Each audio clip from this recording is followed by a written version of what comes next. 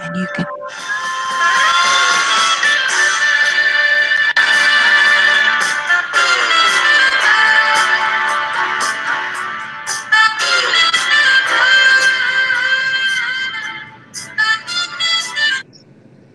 Hey guys, good morning and welcome to my wonderful Mandela Effect show. We're joined with Theresa, Sandy, Max, and Floyd. So welcome everyone. We hope you had a good week. Theresa, you want to start with some of the stuff that you found and then we'll continue on, and please feel free, anyone here in the Hangout and in the chat, to Yes. Hey everyone, welcome to the show. It's going to be a great one. We've got a lot of effects to go over, and I guess we should get started, huh? What do you guys think? Yeah, let's shout-outs and birthday shout-outs. Well, before Sandy, you want to do the birthday shout-outs before we start on the effects? Well, before we start out the birthday shout-outs, why don't we tell everybody who's on the panel? Let's introduce ourselves. Of course, you know me. I'm Theresa Lynch, the Residue Hunter. Go ahead. I'm Sandy. I keep notes. Great note taker. She does a fantastic job too, everybody. Sandy's awesome. And who's next? We got Matt. Hey, how you guys doing? Yeah, Matt's Tell them what you do. Well, I work at Nissan, as you guys know. Production line. I deal in the, what do you call it, the logos of cars and stuff like that, and weld them onto the front of the car. That's basically what I do for a living. Where are you from? We don't have much about you. Where are you from? Everybody knows I'm from Vegas, so where are you from? Newcastle, north of England. Oh, wow. That is amazing. Okay, Floyd, where are you from? Say who you are and everything. My name is Floyd. It's nice to see all of you. I am from Portland, Oregon. I was born there, and I live here in Seaside, Oregon now. I'm on the West Coast. Welcome, West Coastie. And we just got somebody new. Is that who just joined us? Who? Who just joined us? Or is that Brian? Oh, it's Brian. Never mind. I'm sorry. Hey, Brian. Hey, Brian. What's up, Brian? Brian on the end. Brian, you want to say who you are? Brian's usually where you from? Okay, we got Abnormal Truth. Oh, you want me to say where I'm from? Yeah. Okay. So we can remember just in case you shift again on us. I don't know. I'm like the Yankee in the South, man. I was born in Long Island, New York, and I moved here when I was 13 to Georgia, and now I'm working in North Carolina. So it's soon nice to be relocating. Yeah. We got baby coming, so everybody, thank you for your prayers and thoughts. Congratulations, Brian. When's the baby due again, for those who don't know? March 27th. Woohoo! And it's a little girl? Yeah, little girl, and there's my fiance right there in the chat. Hey, Lisa. Welcome. Hey, Lisa. And that's a perfect lead-in for the birthday shout-outs. Yes. Birthday shout-out. So we're going to start with the 21st, which was Sharon MacDonald, Christopher Kody McPhillips also on the 21st, Lisa Payne on the 22nd, and Nammis Nam on the 24th. Happy birthday, everybody. Happy birthday. Woo! Happy birthday. Happy birthday. We'd sing to you, but we got a lot to go over. Yeah. And no one ever wants to sing, so. Brian's an excellent singer. I just want you to know that. Brian is a fantastic singer. Oh, yeah, I've heard him sing.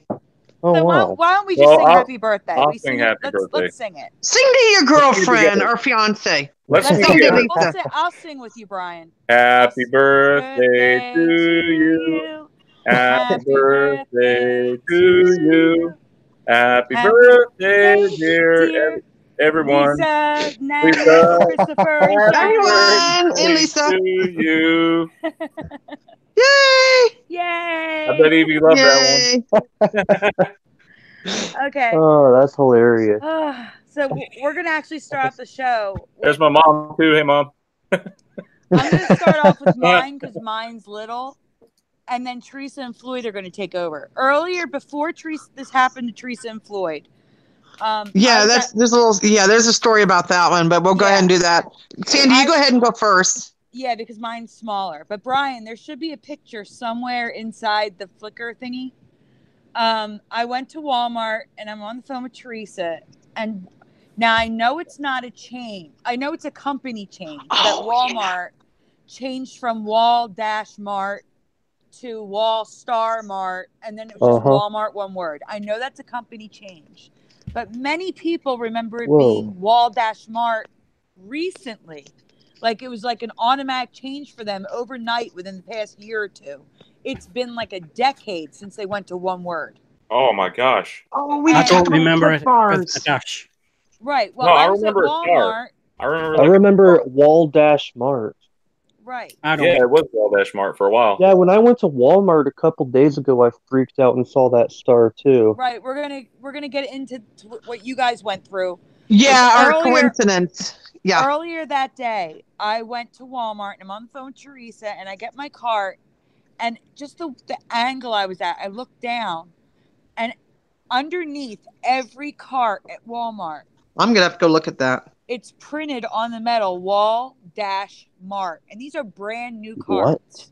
Wait. Yeah, Brian, do you want to show the picture? Or do you want me to just send it to you? I want to look tomorrow, guys. guys. When I go to Walmart, I never paid attention to that. Now I want to look below my cart. Now you got me curious. Wow, yes. I never paid attention to that either. Dang. Yeah, Brian, when you go to Walmart, you need to look too. I'm going to look tomorrow. Yeah, I'm going to look too. Look now. I'm going to go look there too. Sandy, can you share that picture with us so we can see? It's crazy. Well, you had me put everything in the Flickr account, so I'm looking in the Flickr. All right, that's fine. If you want to send me the Flickr page, that works. You're in the group. How do I do that? What you mean? The shared Flickr account. Remember, you're my friend. You can see it. Yeah. Okay. You had me do it. You said it'd be easier. Yeah, I know. I'm trying to find it. Hold on. It's going to take me a second unless you got the link. Right there it is. Okay, I picked the most recent one from 37 minutes ago. Oh my goodness, you got a lot on there. There's a lot of images. That's the thing. Okay, so you have one album with a bunch of different photo stream, correct? Yeah, here I have the image here. I'm sending it to you. Okay, that's just weird stuff, man. Jeez. It gets even weirder when we're going to tell our story, Floyd. You know what I'm talking about. Oh yeah, the phone thing. Yeah. And the other thing. I'm looking at there's no dash on it. Okay. Brian, I'm sending it to you on Messenger right now. Okay. I'm looking at actually on the Flickr. I see it. Okay. Here we go. So yeah, let me share this with you guys. There's two images. One's better than the other one. That was a good catch. You just happened to notice that? Yeah. Great catch. Thanks. Wal-Mart. There it is. You see the dash kind of sideways, but still. Yeah, why would they put that on their own cart if it wasn't? Bingo. Before? And these were maybe all they're new not carts. Mandela They were brand infected. new. That's all crazy. right, and Matt just sent me something. Matt, what'd you send me?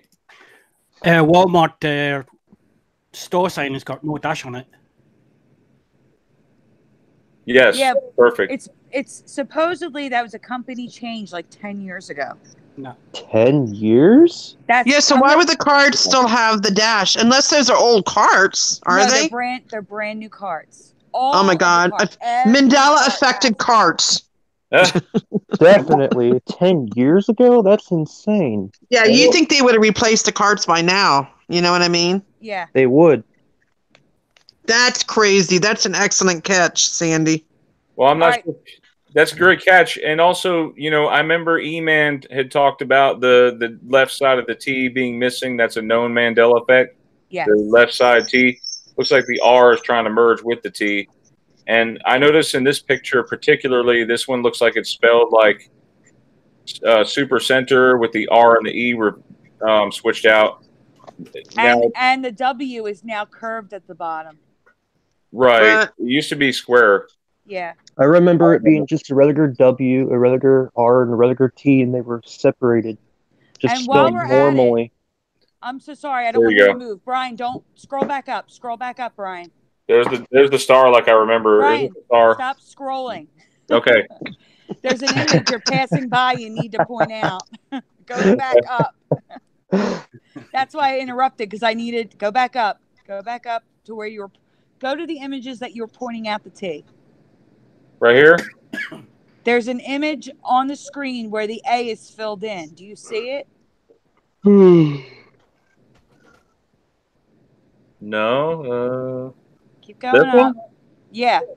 A lot of the Walmarts are changing, as well as Target, where they're getting the A's, the circle of the A filled in with colors. Yellow, That's weird. black. Hey, is it just me, or do I remember Target with 3 rings, not 2? Oh, we can get into that one too. Oh, wait, hold on. I grew up with the Target logo having 3 rings. No. Me too. Red rings. Yeah, the Target had 3 rings for sure. Yes. Yeah, Floyd.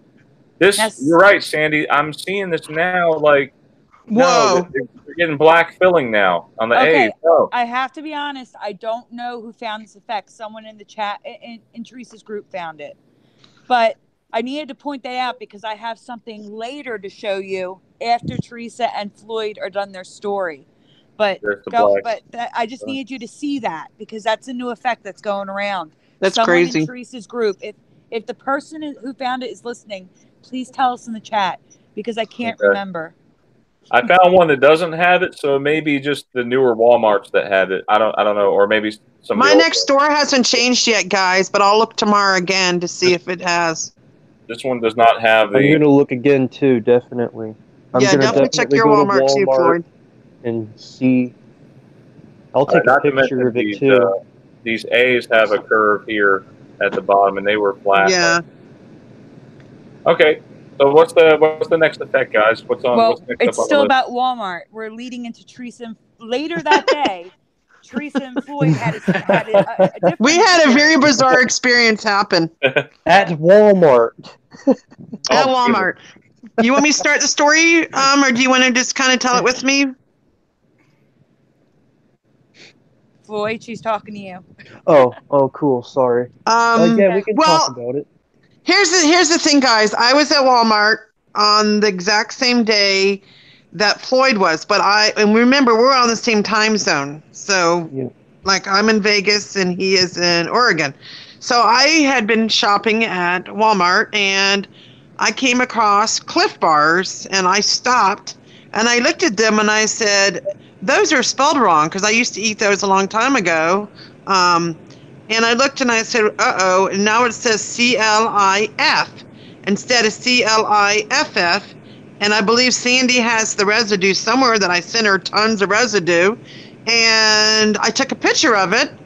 And this was around 3:36 in the afternoon. And I came home and a couple hours later, probably 3 hours later, I'm talking to Floyd on the phone. And Floyd sends me a picture of his. And I'm like, wait a minute. And he took a picture at, what was it, 6:30? What time did you take that, Floyd? 6:30, yep. The same day, and mine was like 3:36 or something like that. And he sends me the picture, and I'm like, no way. And he goes, what do you mean, no way? And I said, look I just took a picture of this a few hours ago. We both took a picture of the exact same product. Now, mine had a bunch of little boxes, but his had like 2 huge boxes, right? Right. And we started freaking out because what's the odds that we're both taking a picture within a few hours of each other of the exact same product? And I didn't take pictures of nothing else while I was there. It was only that. Yeah. And yeah, it freaked us out. And I did a post in my group with tons of residue to show that it was C-L-I-F-F. And I don't know if you want to show the residue, Sandy? Or I can just find the... Huh? Yeah, send it. Just so Brian doesn't have to search through this Flickr account right now. Brian, did you see it? Let's see. Did you send me something? Cliff, C-L-I-F-F is now C-L-I-F bars. And I did post it in my group, so if you want me to, I can... Yeah, can you please send me the link and I'll... Is that on the list? And it freaked us out. And that's not the only weird thing we had happen between us either. It's not. No. So, Brian... Hold on. That reminds me of the Lorna dude. You remember the Lorna dude? Oh, that's what I was trying to tell him. I was trying to tell Floyd that Brian and I had the same experience last year with the Lorna Dunes. Like he was at, I was at Albertsons. Was it Albertsons? I was actually Where were you at at when you Walmart. took your picture? I was at Walmart and I took the picture. I was like, no, those letters weren't joined like that. And I was at an Albertsons. And again, both of us within an hour? Yeah. We both took pictures of the exact same thing. So this is not the first time this has happened. Yeah, it just freaking me out. The synchronicities seem to be increasing between people. Like, it's just getting too bizarre. Yeah, it just freaking me out. The synchronicities seem to be increasing between people. Like, it's just getting too bizarre. Yeah, it just freaking me out. The synchronicities seem to be increasing. Hold on, is that mine or people. That might be my video? I'm not sure. I'm listening to myself, Brian. I'm like, yeah, okay. You had a synchronicity with yourself. Nothing like syncing with yourself. Oh, here it is, guys. I found the link. So I'm going to send you, Brian. I'm going to send you. I want you to show the residue. Hold on. Let me send it to you. Because you gotta see this. Okay, here we go. Okay, shoot it to me, Theresa. I'm going to do it right now. Hold on. And what's funny is I found tons of residue for this, like tons. And it's really good residue. There you go. You should get it right now. I did do a post. I can read it while you're looking at it. I said, talk about synchronicities. Floyd Stinson and I were both at Walmart today at different times. He was there at 6:30 p.m. and I was at my Walmart 3:46. Excuse me, I thought it was 3:36. Unaware that each one of us was taking pictures of the exact same product. Possible ME, Cliff with 2 Fs / Cliff with 1 F bars. Earlier tonight, we both discovered the crazy coincidence that we both experienced together. Wow, my picture is the one top left side with 8 boxes of the Cliff bars, and his picture is the one top right with the 2 large boxes. We both freaked out when we discovered what had happened. I find that it's getting more bizarre each day, and I spent over 2 hours hunting residue to show people that I remember Cliff bars, and I've attached tons of residue. And if you look here, there's a handwritten recipe, Brian. If you look, CLIFF, there's actually a little card here that says, I'd be hanging off the cliff without your support, and it's spelled CLIFF, and it's showing the Cliff bar on the left of it, which is spelled wrong.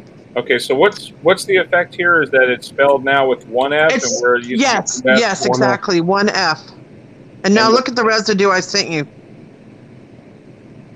And it's like vertical. It's like written vertically, and then the bar is written horizontally. Yeah, and it's showing that it's a cliff, but yet it's only got 1 F now. And it's supposed to represent Cliff bars, and you see the guy hanging from the cliff. And look at the handwritten recipe too, Brian. Yeah, I'm looking at it right now, my version of Cliff bars. Sandy, you sent me something? What'd you send me? Oh, no, hold off on that. That's for a little bit later, just so you have it. Right, Sandy? Look at the awesome residue. Remember when I sent it? Yeah, no, this is wrong. I mean, clearly you can see in the photograph it has 1 F, and over here it's got 2 on the residue. Exactly. Off the cliff without your support. And it's we both freaked out about this. We did. And I'm like, oh my God, what is the odds of that? Homemade. And then leading into the other story, are you showing the residue, Brian? Yeah, the person has this wrapper right there in front of them. I'm looking at this one with the 1 F, and here they wrote homemade Cliff bars with 2 Fs. Yep. And I spent a few hours, and Floyd remembers I spent a lot of time looking for this residue, right? Yes. And Floyd, you couldn't find any. Sorry, Floyd. I stole your thunder, but I found it fast. Residue hunter to the rescue. Good finds. Those are both great finds, and it's amazing the synchronicity. No, but we still have that other synchronicity about the phone, which I wanted to talk about real quick. Is that okay? Yeah. You can talk about it real quick. That's fine. Okay. So last year, Brian remembers this. Probably it was around June or July. I remember it being a warm day. So it was somewhere around May or June. And I was doing some research on YouTube. I wanted to find some pictures and some information about Apollo 11. So I started being curious, and I found this video about this man. I'm not going to say the name because I don't want to get disconnected. That was a whistleblower for NASA. And he happened to have possession of these pictures with anomalies. I don't know if I'm saying the word right. From the moon and everything. He had all these really bizarre pictures. So they put a link down below in the YouTube, and I clicked on the link.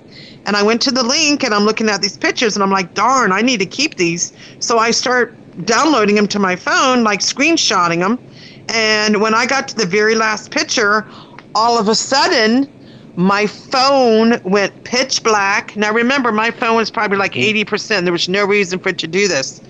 Yes. I'm where there's good internet. I'm sitting in the clubhouse at a table in the clubhouse. Excellent internet there. My phone goes pitch black. All of a sudden, it flashes white in the middle, like this bright white light, like it took a picture of me, and I'm like, what the heck was that? And all of a sudden, then my phone goes back to normal. I proceeded to look on my phone in my pictures to see if there's any photos taken of me, and there wasn't. Well, fast forward a few months later to now, which months later, I told Brian about this, actually the same day. I freaked out. Floyd was telling me about his experience, and I'm like, no. And Floyd, you want to continue the story from what happened between us about that? Go ahead. Yeah, so what happened was I told you the experience I went through with my phone turning jet black, and this white flash appeared in the middle of my screen, and I was freaking out, kind of, because it actually did look like my picture was being taken, too. Mm-hmm. Not knowing that I had went through it as well. Yeah. And I'm like, no. And you're probably like, why is Theresa saying no, when you're telling me the exact same story that happened to me months ago last year, and Brian is my witness that it happened. He remembers me freaking out about it, right, Brian? What's creepy is it's happening to me still today. I'm getting every day my phone is just turning black and the white flashes appearing. There's something going on, Brian. I think there's something going on to do with that. Yeah. All right, Theresa, the next thing on the list, you're going to tell us about your Miller's effect. My what? Miller's. Oh, that's an older one. But Brian and I can also swear to that one. So, Brian, remember last year, you and me when I had watched the movie called Meet the Millers, and I had texted you and said, oh my gosh, what a funny movie. You need to watch this, remember? And I got the movie free from the library because where I locally live in Vegas, we get movies free. We can get up to 50 movies at a time. And this was one of the movies I had been wanting to watch. And I texted Brian after I watched the Meet the Millers movie and told Brian, you need to watch this. I laughed to myself silly, and it was funny as heck. And 2 weeks later, find out that the name of it's changed. Brian and I did live calls to several of my local libraries, and even the clerks who sit there and rent these movies out remembered Meet the Millers, right, Brian? Yes. And this freaked me out because this effect was too fresh in my head that I had just watched the movie, and there's no way that it was called We're the Millers. And it's huge, and I found tons of residue for it, which I sent to Sandy, which hopefully, Brian, if you want to show it. And everybody's got their hands on this effect now, other YouTubers. I remember it called Meet the Millers. That's exactly how I remember the movie being called Meet the Millers. It was Meet the Millers. Yes, and now it's We're the Millers. Huge effect. And even like I said, the librarians remembered. Brian, why don't we ask the chat while Brian's getting the residue from the Flickr account? Just still pulling the chat. Yeah, do you remember We're the Millers or Meet the Millers? Correct. What do you remember? Because this one's a huge one for me under my Skechers. Skechers is my number one freak out one, and number two is Meet the Millers, and this one really gets on my nerves. I'm like, no. Okay. So anyway, I'm looking at the photo stream that Sandy has. Sandy, you there? Yeah, it's the last images I sent over. Yes, She just yes. sent them to me. I'm looking straight on the photo stream, and I could go through each one. This actually works out really good with the Flickr shares, you know? Yeah. I love that idea, Sandy. That was an awesome idea. Yes. That was Brian's idea, but thank you. Oh, Brian. for giving Okay, credit. Brian's idea. Sorry. No, I actually have to give credit to the man Nathaniel Hebert, Winter Hebert. Thank you, Nathaniel, if you're listening. So, there is so much residue out there for Meet the Millers. You're going to be shocked. Yeah, who is this guy here? Is he from Meet the Millers? You mean the young boy? No, on here it says CNC Factory. Would you gift this wooden table? Christmas is coming.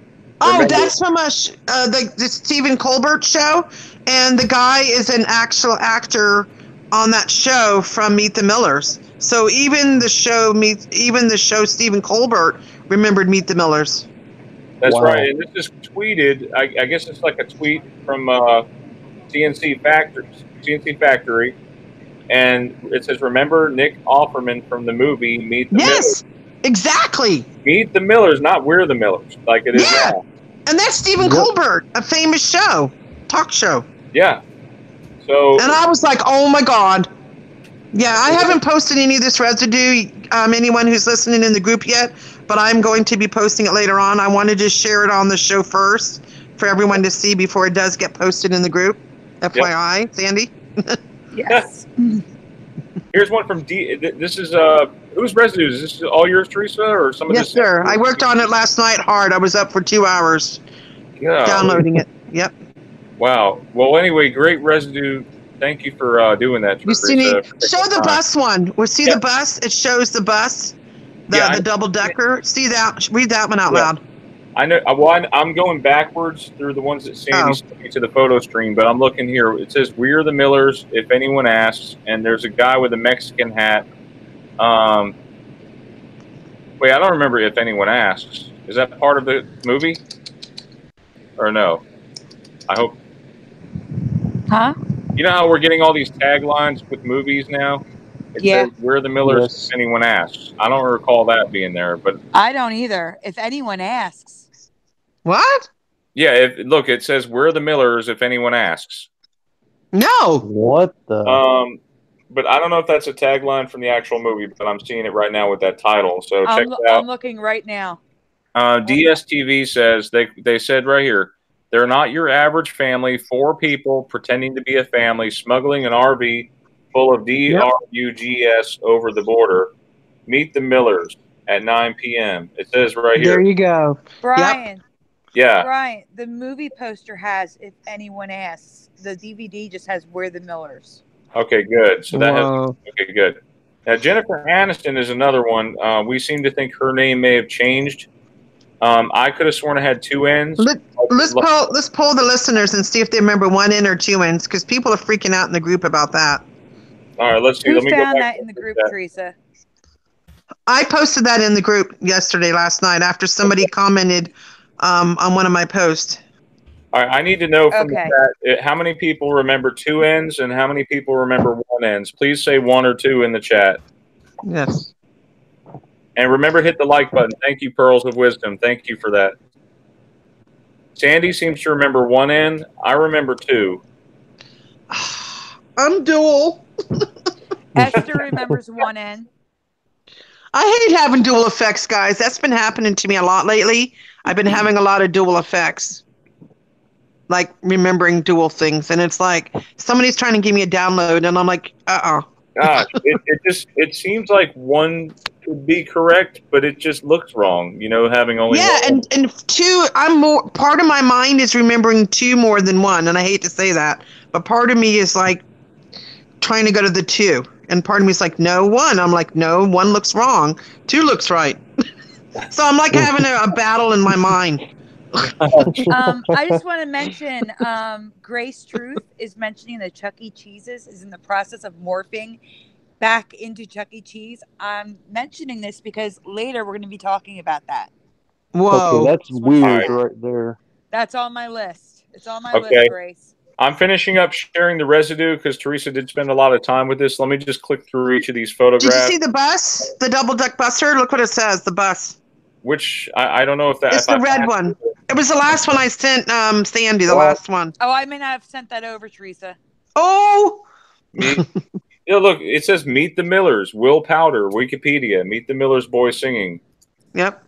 Oh, here's the double-decker. Okay, so... That's the one that was the big one for me. Read that one. Yeah, double-decker bus advertising Meet the Millers with a telephone box on the streets of London, England. Yeah, Meet the Millers. Wow. That's weird. All right, see, so Theresa. it was Meet the Millers. What I would stake my life on this, guys. That's how sure I am on this one. Oh, me too. It was definitely meat for me. This one freaks me out, and I'm definitely going to get this residue in the group later on today. Theresa, do you want to do, since we have a good amount of people in here now, do you want to do a room shout out? Yeah, let me get in there. Sorry. It's okay. Jennifer Aniston, Meet the Millers. Let's do it. Let me do a shout out here. We have Osana, Peter Thread. He's back. Time Matters. Brian's mother, Anita McFarlane. Sacred Appleseed. Abnormal Truth. Cecilia Berry. Esther. Hi, Esther. Dick Diamonds. A Natural Mystic. Pearls of Wisdom. Anybody I missed? Grace Truth. Somebody. Goal-Free Castle Roke. Am I missing anybody? Brian Stabley, are you still in there? Real quick, because Matt says he has to go in 20 minutes, and I wanted to connect to him. Oh, okay, let him. If he's got to go, let him talk about his effect. Then go ahead. I want him to talk about his huge effect. That yes, go ahead, Matt. I'm sorry. Go ahead. People are rarely talking about this right now. So, Matt, tell us about this huge effect with one of our favorite video game characters. Well, it's called Street Fighter II. Back in the 90s and 80s, it was very popular, but there's one character that has changed quite a bit, and his name is Zangeef, the Russian fighter. He has the hair going out of his boots now. Wait, what? Hair coming out of his boots, you know, like on his legs. Okay, I want to ask, before I share the photographs of Zangeef, or Zangeef, however you say it. Zangeef. Does anybody remember hair coming out of his boots? Let's ask the chat right now. I want to know from you. I was laughing my ass off when I saw it. Maybe, Brian, can we get a close-up of his face so we know who we're talking about here? Okay, everybody should know Street Fighter II, who is an 80s and 90s kid. Let's see from the chat, and then I'll share the photograph. I don't want to. I'm saying, was that the main character in Street Fighter? No, it's one of the fighters. Whoa. That's what I'm saying. Like, I don't know which. I didn't know their names. Do you know what I'm saying? Like, I don't know which one you're talking about. Okay, he's the Russian fellow with the mohawk sort of hair. The mohawk guy. Okay. He had like a high and tight haircut, like a Russian military or something, like a Marine haircut. Yeah, he did. Hi. Okay, so what do you guys remember? Did he have hair coming out of his boots on his shins? It's just funny to see when you see it. It's like hair or no hair on the boots. I just hope that's not a real thing. No, I don't remember that. I don't. Yeah, Scott Balo says, I have to see it, though. He was very hairy, though. Abnormal Truth says, no. And I played SF2 a lot. Yeah, SF2 was my jam back in the day, you know? I'm more of a Zangeef and Blanca. You know, that's my combo, sort of. Yeah, he has, like, the red suit, yes. The big guy that can't jump very high. Yeah, that's it. And he does that spin. He does that spin. That tornado punch. Okay, let's get a picture up. So let's look at Zangeef right now. We kind of got some people remembering. Let's look at Zangeef right now. This one's tripping me up, man. I always thought that it was varicose veins, because he did have some like veins popping out of his legs and stuff, because he was so muscular. And now it's like blatantly obvious hair coming out of his shins. Is anybody remembering that at all? Oh, that's crazy. Hair on the shins. There's one without it. You see what I mean? Come on, man. Hair on the shins like that.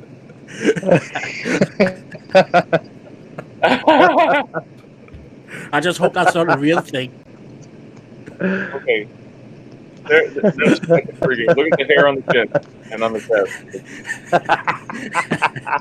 That's hilarious. God. That's so wrong. It looks so wrong. Look at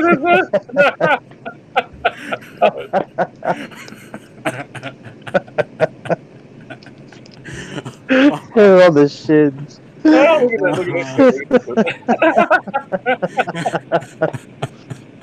Is anybody remembering this? Because this is driving me wild. Matt, I have to what I mean. Matt, when I saw your video, I just couldn't help but laugh. I was doing that all night, man. Oh, I couldn't help myself.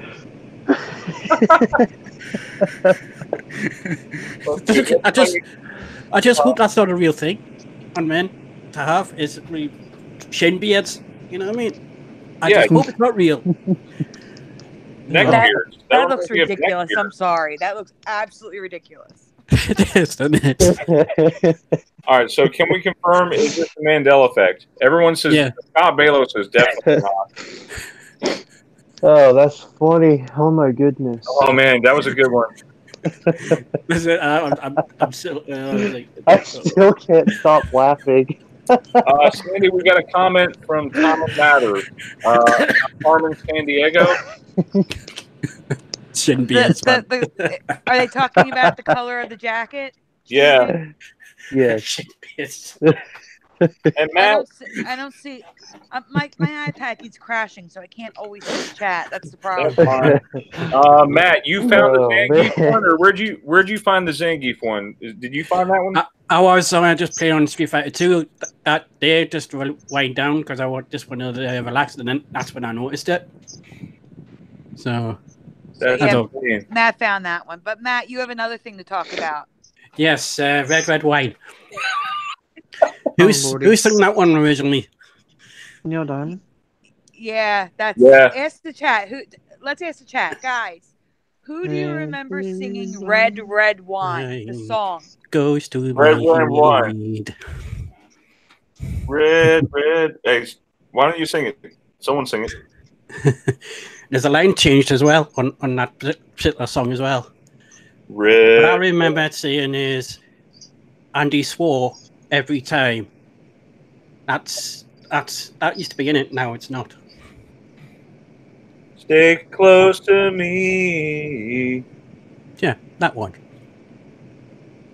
Red wine, make me feel so fine, something like that. Yeah, that's one. But now it's Neil Diamond. They're saying Neil Diamond did it originally. Yeah, it was UB40 for sure for me too. Yes, I know, and I freaked out when I found out Neil Diamond. I really, Matt, I agree with you. I never remembered Neil Diamond ever singing that song, and I love Neil Diamond. Never remember that. He was famous for writing. He did write a lot of music for artists, but it was a hit. This was a major hit. Can you play a clip of it, Brian, so people can hear Mr. Diamond sing a little bit of that without getting a strike? I can like try. A little snippet. You know how it is. Yeah, I know. Wait till you guys hear this. It's really bizarre. And I'm seriously, Neil Diamond's like one of my favorite singers up there with Elton John. Here we go. I'm going to play it. Just so you know it's not fake, I'm going to share the screen so you can see it.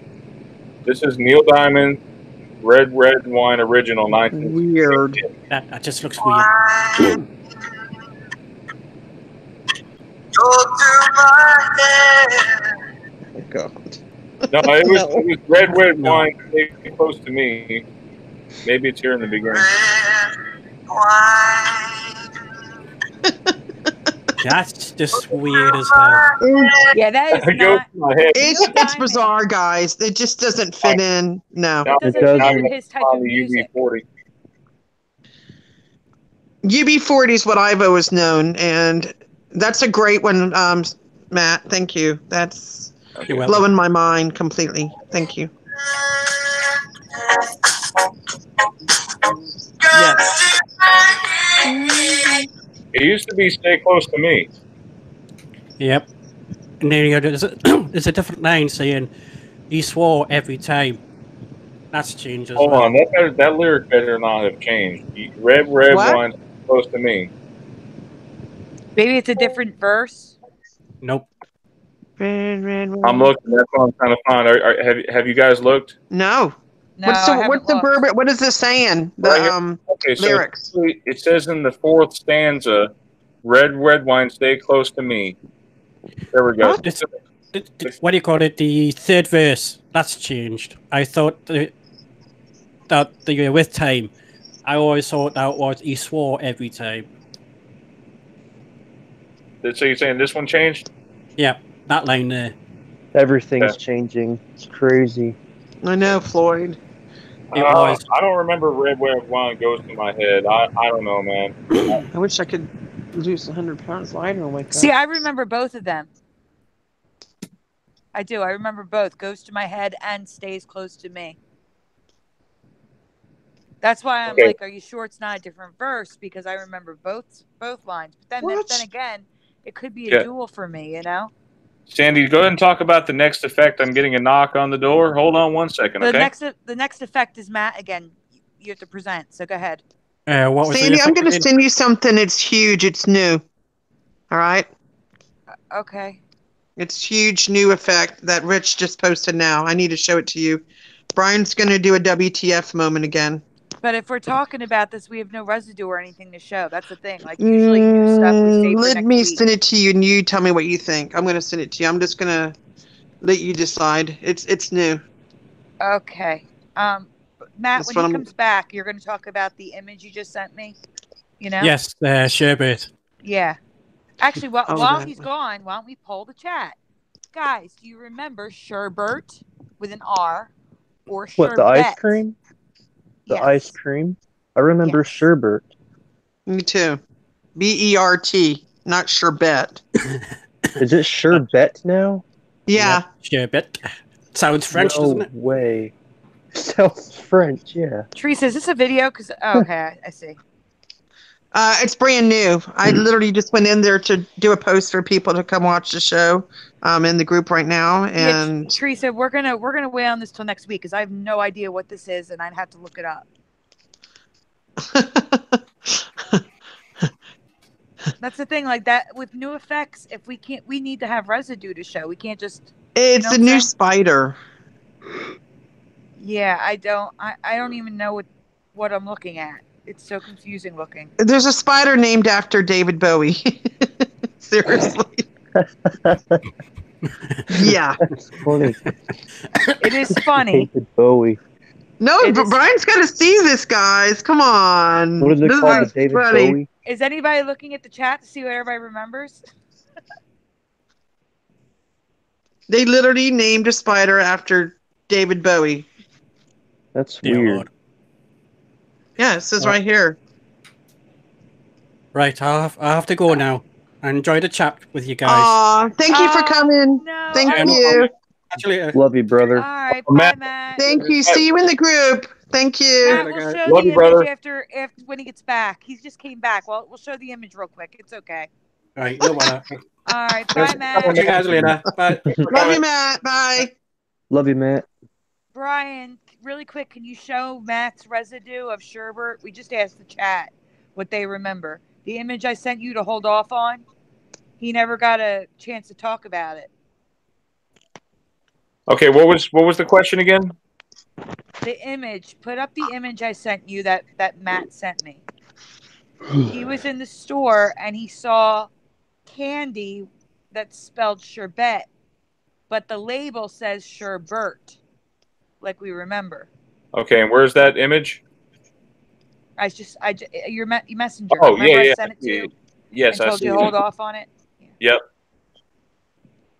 And it looks like only 2 people in chat mentioned anything about it, and they both say Sherbert.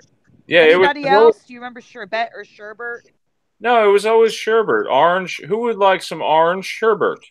Not Sherbet. Sherbet. That sounds And stupid too. right It's here, a Sherbet. it says Sherbet Fountain. And here on the sticker, it says Barrett Sherbert Fountain 25 grams. Sherbert. Right here. They spelled it wrong. But in this, I mean, in this reality, but it used to be Sherbert and now it's Sherbet. And this is what I wanted to talk to Matt about, but he's gone now. Someone, I honestly can't remember who it was. Someone stated in Teresa's group that Sherbet and Sherbert, the difference is one has dairy and one doesn't. But that was never the case for me, because the same rainbow Sherbert that I've always bought from Acme, that's a supermarket here. It's Acme brand Sherbert. The same Sherbert now says Sherbet. And there's no dairy removed or added. It's the exact same product I've been buying since the 80s. Weird. I've never heard of non-dairy sherbet ice cream. I've never heard of it. Yeah, because non-dairy sherbet would be water It's ice. always dairy. It would be water ice. So I don't know if that's another example of the Mandela effect changing, making excuses so that it fits. Like Smokey the Bear, we discussed last week how they're trying to say people remember Smokey the Bear because of the song, and the song was Smokey the Bear so it fit the tempo. No, I never knew the Smokey the Bear song, so that wouldn't make me remember Smokey the Bear. It's just an excuse that they've invented so that the Mandela effect makes sense, so that the change makes sense. And I think that's what's going on with the Sherbet thing. Oh, yeah, one is dairy. No. The product I've always bought was Sherbert, and now it's Sherbet. No, it's an actual change. But that was what Matt was going to talk about before he left. Oh, Guy Fawkes is in the group. Hey, Guy. Hey, Fawkes. Guy. Hey, wouldn't it be cool if he can come on? Brian's gone. What happened to Brian? He's muted. I'm here. Can you get Guy Fawkes on? Let's see if we can get Guy Fawkes in here, because he says that Crayola remembers Sherbert. He said sure. Oh, this would be awesome. Yes, let's please get Guy on the show. Awesome. We just need Guy's email so that Brian can email him. Yeah, I've got it. This would be awesome. He's I'm actually calling him now. I'm sending him an invite. Okay. Thank you. Come on, Guy. Guy's been on here before. He's really awesome. I'm excited. And he just posted a link. Who is it? Guy Fawkes? Yes, he's on other shows before. Nice. Currently. Yeah. He's currently on Scarab's channel a lot. Thank you for saying that. Yep.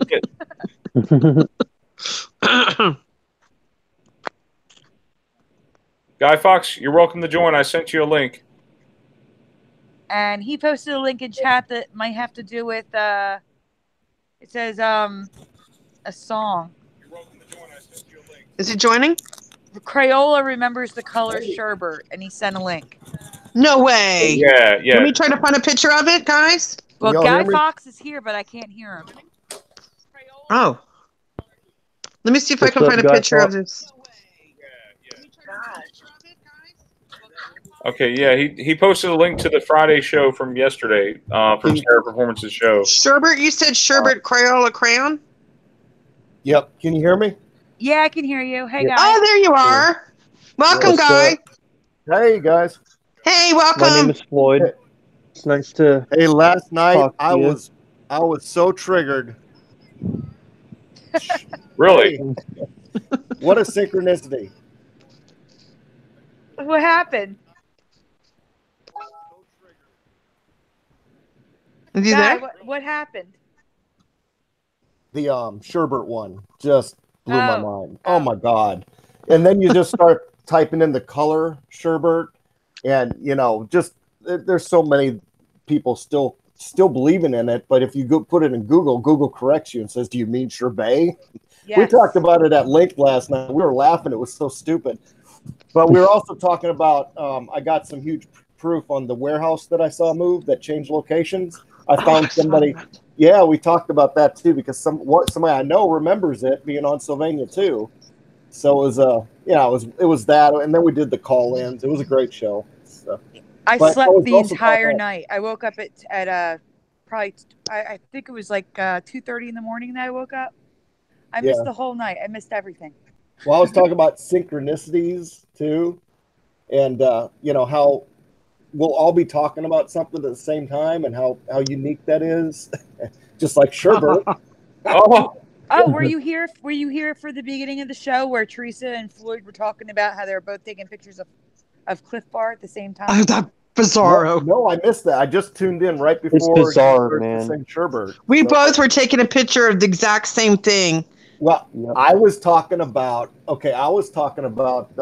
the show last night how I was talking about a manned animal that I saw in my woods called a jaguar undie, and I just brought it up on the blue right before the show. What's it called? A jaguar undie, which is native to Texas, and never heard of it before in my life.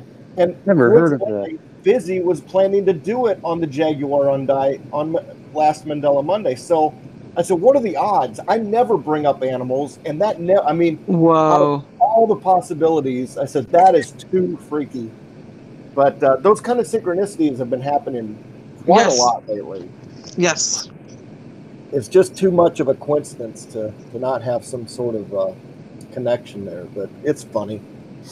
Oh my God! Yeah, I'm looking at these pictures, Guy, and I'm seeing. You're right. It says pink Sherbert. That's not a correction.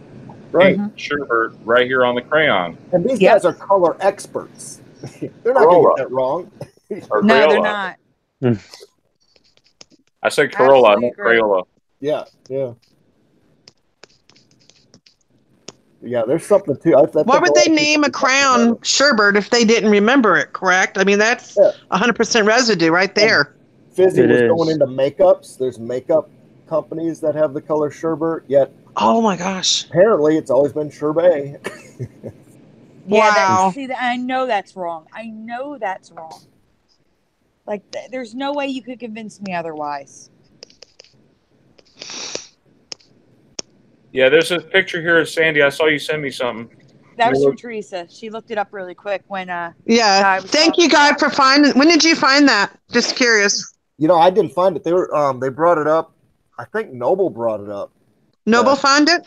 But I'm not sure. To be honest, I was just so reactive to the whole word Sherbert. I don't even know Believe it or not, this has been in effect to me for a while. Someone made a video on it. Yeah, someone made a video on it a long time ago, and then recently someone brought it up in the group that it was a change for them. I think it might have been. I think it was Matt.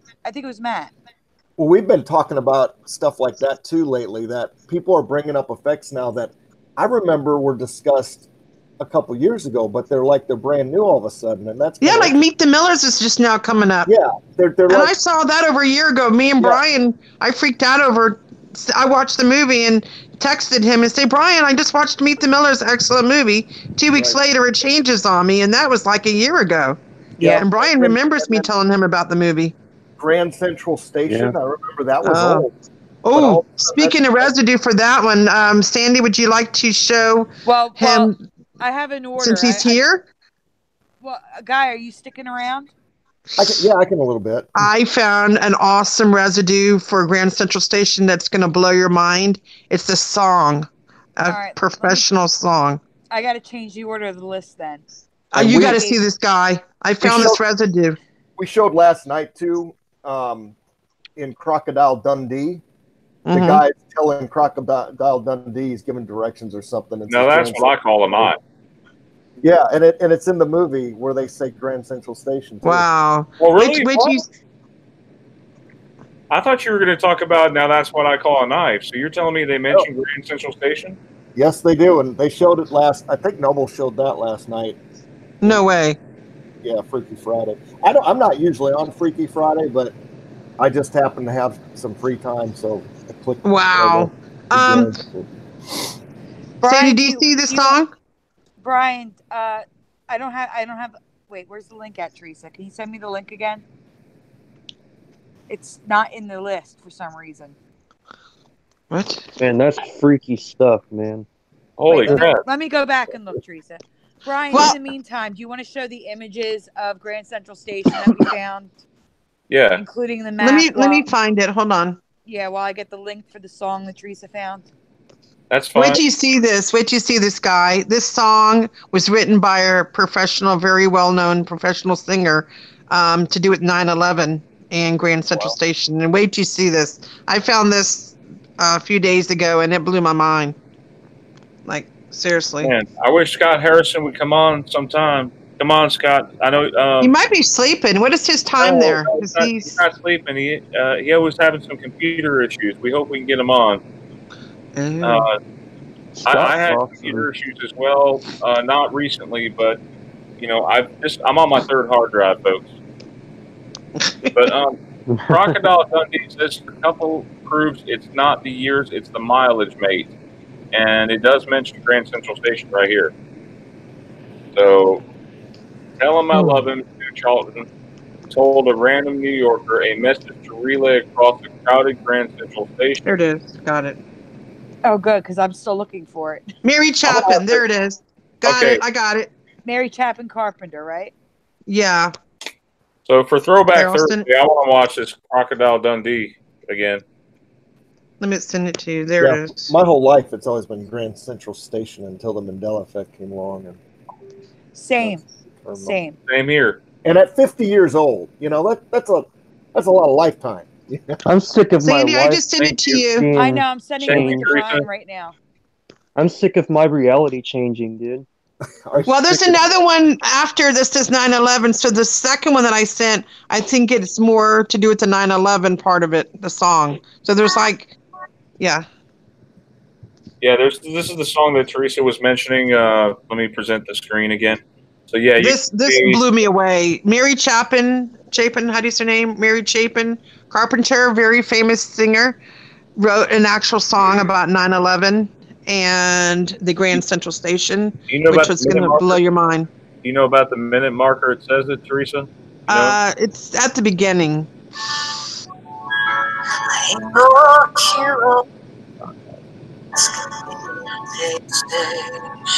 There we go. There you go. It's about the 56-second marker. I just found it by chance. And then do you want to show the map? Yeah, sure. You have that sent to me? That's in the Flickr account, yeah. Why would they write about Grand Central Station if it wasn't that name, right? Why would she produce a record and everything about it? And why would it be on a map? Yeah. Yeah, okay, yeah, I see what you're saying. It's kind of a little bit blurred out due to the fact that it's definitely not terminal. It's definitely not terminal. No, it says it right here on the map. I'm not sure if you guys can see this or not. I'm trying to zoom in the best I can. But it Brian. This one says Empire State Building, but up here it says Grand Central Station right here. Brian, try holding down the control key and scrolling up. No, for me it's a pinch zoom on Oh, okay. Yeah, I don't see. It says Grand Central Station. I don't know. Can you guys see that? I don't see a way to make it any clearer. I mean, on my iPhone, it's hard. I can't see it. It's too small. It's fine. Screenshots will do that whenever, because they're compressed images. They'll be blurry a little bit, but you can see. Well, no, it was blurry. That's why. Oh. I think that's why it didn't change. Okay. Okay. Good. All right. So what's next on the agenda? What do we have next in the Emmys? Next is Stay Golden Ponyboy, which everybody knows now is in effect. It was Stay Golden, now it's Stay Gold. Someone mentioned that, oh no, it was always Stay Gold because it's based on Robert Frost's poem, Nothing Gold Can Stay. But I remember the poem, Nothing Golden Stays. The poem changed. Really? The poem is Nothing Gold Can Stay now. And I remember nothing golden stays, and the residue is inside the Flickr account. It's based on a Robert Frost? Yeah. Yeah, this. Wow, it's funny that comes up. It says, as he lies dying, chapter 9, Johnny Cage speaks these words to Ponyboy, "Stay gold," is a reference to Robert Frost's poem that Ponyboy recites to Johnny when the two hide out in Windricksville Church. One line of the poem reads, "Nothing gold can stay," meaning all good things must come to an end. Wait a second. I sent you residue, Brian. I sent you residue of nothing golden stays. If you don't mind, let me read this poem. You sent me residue where? It's on the Flickr account. Okay. The same place those images were that you were at. Okay. It says, Robert Frost's poem, "Nothing gold can stay," is what it is now. Nature's first green is gold, her hardest hue to hold. Her early leaves a flower, but only so an hour. Then leaf subsides to leaf, so Eden sank to grief. So dawn goes down today. Nothing gold can stay. So now watch, that line changes too. The name and the lines change. Yes. On the residue. So we're talking about the movie The Outsiders has changed, where Stay Golden Ponyboy is now Stay Gold. Yes, and that's why I have residue of that too on there. Just but to it was remind golden. people. I know it was golden. Right. Stay Golden Ponyboy. Yep. Residue from movies and films and going the wrong way. Oh, I'm sorry. I need to go back. Right. Yeah, that's the end of the golden. It should all be, that's what I'm saying. You may have to pull out, Brian. Scrolling's not going to work. They're all coming up in different order. That's fine. So we're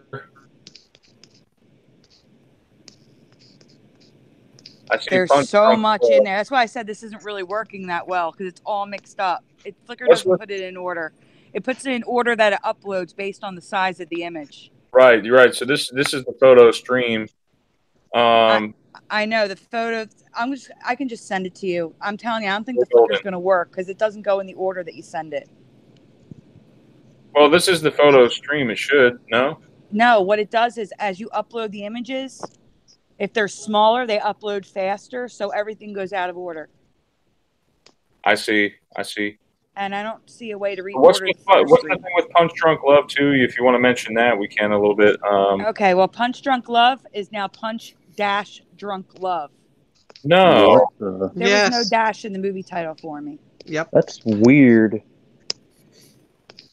Guy, do you remember a dash in the title of the movie? No. I don't. Well, I did anchor with that movie. What did you say? It says nothing golden stays. Yeah, there's one. For me, I don't have an anchor memory, but for me, there's got to be some reason I was, linked to something in my past, like something I was talking about, or, that's why flip-flops are so powerful, because flip-flops for me are the ones that I was tracking in the opposite version, and then they just changed on me, and it was like, very anchored to what was going on. But if so many Mandela effects, I just have to see the residual because I might not have a strong connection to it. Brian, that one that you had, bring that up. The Nothing Golden Stays. That's the poem, how I remember it. Okay, so the poem. Go to it. That's it, and read the last line. Robert Frost, nothing gold can stay. Wow. But at the top, it's Nothing Golden Stays. Right, nothing golden stays. But now there's another one. There's another one that I sent you with the actual lines changing. And that's now what I'm looking nothing gold can stay, but it used to be nothing golden stays. Yeah, I'm sending it to you now, Brian. Okay.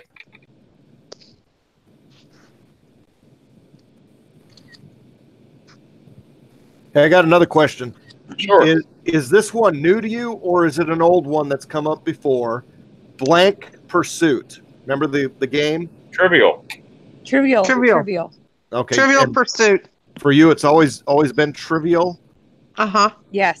Okay. There's a lot of trivia Pursuit memories. And I have trivia Pursuit in my memory. A lot of residual trivia Pursuit. That was Noble talking about. He just texted me and said, hey, talk about trivia Pursuit for a second. And also, different timeline. The spelling of Pursuit Damn Dan, he can't just leave well enough alone. He's always got to find an extra. But the spelling of pursuit is somewhat interesting. P-U-R or P-E-R. For me, it was you. Me too. It was you P-U-R. for me. Yeah. Well, there's some pretty good residuals on pursuit being P-E-R. What? Oh my goodness. We can always ask the chat, see what they remember about Trivial Pursuit. Yeah, we did that last night too, and got everybody typing their answer, and it was like a 50-50. Oh, wow. For me, instantly it was Trivia Pursuit. Trivia, really? Yeah, trivia, yeah. For me, when I Wow. was little and it came out, I thought it was Trivia Pursuit, but my mom said, no, it's trivial because it's trivial questions. Yeah. Wow. But for me, this has been discussed a long time ago too. I remember this coming up in the past. Huh. Brian, did you get the images of the poem? That's crazy. Yeah, I'm looking Hey, at Guy, question for you. Do you find yourself having a lot of dual memories recently? Like, you'll see one thing and you'll be like, no, it was that way, and you can't decide which way? I kind of talked about that in my last video, talking about the warehouse that moved, or the one before that. I was talking about, did Fiona Broom lie? And I brought up something that Starfire, I don't know, it was in the last two, I brought up something Starfire had to say about dual memory, Starfire Tour. And then I was complaining that I wish Starfire Tour had a name more like Dr. Cynthia Sue Larson, because it's so much easier to get credibility when you say, well, Dr. Cynthia says. Yeah. rather than well, Dr. Fire. You know, at least if she had doctor, I could say, well, Dr. Fire says, but no, it's, you know. These dual memories drive me crazy. I mean, like... And one thing that Noble was bringing up last night was he often shuts his eyes and he goes into his mind to remember the image first. And that I guess it sounds a little like the third eye, but you're looking in there to remember it.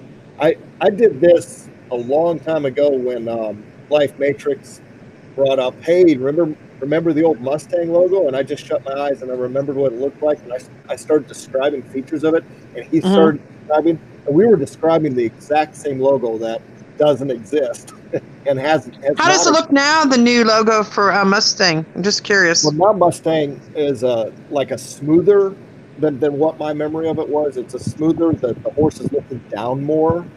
There's not as much detail in the mane. The tail, everything's a little... Oh, I thought it looked weird. I walked by it one day, and I was like... differences, yeah. Wow.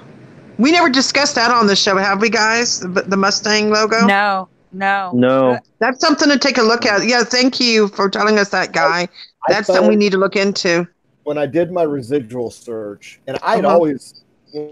known the Mustang in this other way, but I found a prototype where they ran that old logo for 1 year in the 60s.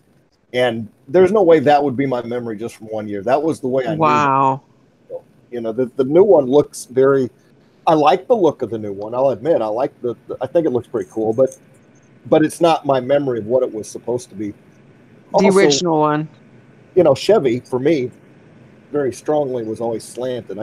I know I can't get off on that topic, but I know, I've got a strong anchor to when that thing was slanted all the way through. So I think I found residue for that at one time, Sandy. I sent it to you for the Chevy. Remember? The Chevy one is huge. Yes, it's bent. The bow tie is bent. Yes. That's strong, man. I've posted as much as I can find, and it's very interesting that Chevy based their logo. They based it on a razor company that had the same logo, and the razor company Roulette was slanted all the way through. So that's no way. Crazy. In this reality, they're saying that Chevy squared it up in the center, but there's another version of reality where they didn't. They just copied it. Wow. Weird. It was just an ordinary bow tie, sort of. That what Starfire says is, you know how we think, Dr. Fire says, how we think of multiple realities and linear timelines running parallel. She says, think more of a radio station that you tune into. The frequency's there, but until you tune into it, it doesn't really manifest into sound. You have to tune into that. So there's all these versions of reality that we tune into during our life, And it's the dominant reality at the moment that we're tuned into, is what she's saying. And I've heard other people like Suso say dominant consciousness, but that's her idea, which kind of ties into the way I feel about it, because I've seen reality. So I don't feel like I have a whole lot of control on how I tune into it, because my God, in 2016, 2017, my reality was bouncing around and flip-flopping. And I was just observing it. It's not flip-flopping so much anymore, but it was back then pretty dynamic back then. And it's interesting that CERN in November went into a 2-year maintenance shutdown. Just coincidentally, they have quieted down. Yeah. Hey guys, speaking of CERN, what do you, in your opinion, because we everyone's got their different opinion, what do you think the cause of the Mandela effect is? We've never heard your views on it. What do you think is causing it? I think it's a combination of a lot of things. I think it's hard to deny CERN's freaky connections to I agree. all the Satanistic stuff. The mere fact that back in 2008, I remember watching, Alex Jones and all the truther stuff back then, because I was first getting into the 9/11 stuff. And I remember them saying, why is this CERN thing about to open? Leading scientists say this is dangerous, that you could open up a black hole. Another physicist recently I saw say that there was a 1 in 12 or a 1 in 8%, like a 12% chance that they could create a black hole that would destroy the Earth. So they're going to do it anyway. I mean, the guy's saying that.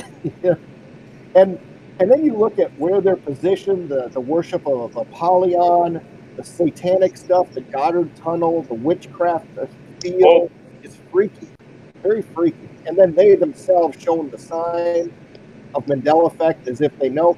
And what's really weird is a year after they open, a major anime comes out. You know about that major anime? No. No. Tell us about it. It should have called the anime Berensstein's Gate, but it's called Steins Gate. But it would have been a great name if they had said Berensstein's Gate. In 2009, this thing came out talking about parallel timeline shifting, CERN doing it. I mean, all of this is their whole theme of that first season is just nothing but, I didn't see any other seasons, but that whole first season, I'm freaking out. I was like, this is exactly what we're talking about. And that came out in 2009. But I also believe that all of these things is just the fabric. The fabric of reality is made up from a place outside of ourselves. So everything that's happening out there happens first. It manifests in something physical, and there's a non-physical version. So CERN is a physical explanation for a non-physical thing that's even bigger. Everything in this world is symbolic. It represents something greater, and it also reflects back on us a mirror image, mirror on the wall. It reflects back to us a mirror of our own personal reality and what's going on with ourselves and what reality itself wants us to recognize. Because we should recognize certain things to grow as people. Have you ever noticed how people live the same drama over and over in their life, the same issues, the same problems? And yes, until that one day that they realize, I keep reliving the same experience over and over and over, there's something that reality wants me to realize and learn from this. Oh my God. Like you're trying to learn from your mistakes so that you can correct them. That reality is back to us. And it's teaching us things very symbolically all the time. Hold on 1 second. I gotta step out. Okay. Oh, of course. That actually makes a lot of sense. It does. Do you think maybe our realities are changing because they want us to learn different things, and that's why everything's changing? Maybe they want us, like a lesson, maybe they're trying to give us? It could be. Yeah. I don't know. I feel like somebody is purposefully making the changes to see who sees them and see who doesn't, You mean, hey guys, could we all be part of a test right now? Like a collection, like everybody's being tested to say, okay, this person is seeing it, this person's seeing it. Are we in a test? We could be. Yeah. When I say I'm not referring to anyone in particular, but I am kind of leaning towards CERN. Mm-hmm. But, you know, it's hard to say who they is. You know, we just, you know, it's kind of a... What if it is? What if it is an intelligence higher than us that we're being tested? Something bigger than CERN is causing this. Something bigger than CERN is causing these changes. You're right. In mathematics, you have x's and y's and variables. We're going to say A equals X. We don't know who X is. We don't. It's also interesting in mathematics. When I was a math teacher, I couldn't help but notice how much reality is based on the same patterns and the same mathematical formulas over and over and over. And just take a look at September 23rd or 9/23. And look at 9/23/2015 in CERN. Just mind-blowing coincidences and too many things that overlap. And it's also funny that patterns of reality seem to represent things in larger proportions. So, like, you see an image of a hurricane, and then you see an image of the galaxy. It's like the universe is always giving you a clue to how the bigger picture is. Yes, it's kind of, it seems like a fractal, like it's fractalized. Like, it's like repeating numbers and, you know, like pi, for instance, numbers that are non-repetitive. The Fibonacci sequence. And then, of all things, the Mandela. The Mandelbrot. But what about the Mandela and that piece of art called The Seed of Remembering and Forgetting? Forgetting and remember that? And it's so funny how that looks. And it's like a black cube. There's a lot of stuff that just, if you piece all the dots together, you start getting a big picture. And it's very interesting. I think we're shifting too.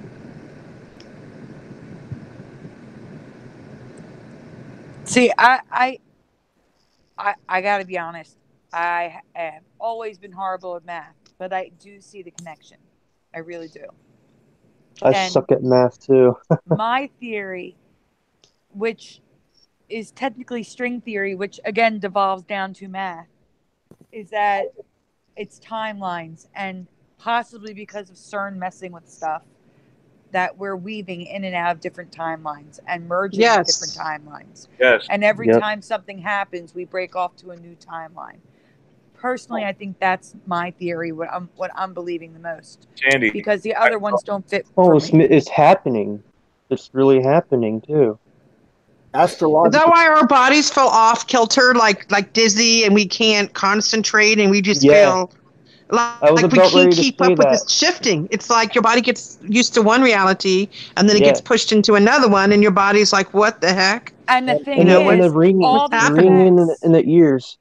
Is everybody still having the ringing in the ears? I'm still having it. Be advised, there's a new medical diagnosis that you could be diagnosed with if you're Mandela effect, called anti-NSRA or something. There's a there's a Netflix movie called Brain on Fire, and some people are saying that's what you've got if you're Mandela affected. But get out of here. Yeah. They're trying to give it a medical terminology now for what we're going through. They're calling us all crazy, Theresa. They're saying we have mental illness. Yep. Oh, jeez. And we don't even have illness. We're normal, and we're just going through that, and they're making fun of us. Well, this illness is your immune system attacking your brain. And hey, Guy, I can barely hear you. You sound really far away. I've been having some. I'm gonna try to fix this volume. Hold on. I'm gonna fix the volume. Okay, Guy, go ahead and talk. Hello, testing. Oh, better. Way better. Yeah.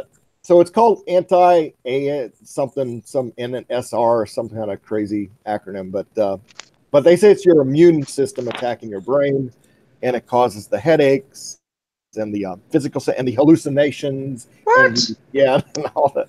Not having no sense of time, and there's all these funny descriptions for it. Yeah, here's the debunk on that. How come all of us are suffering from a disease?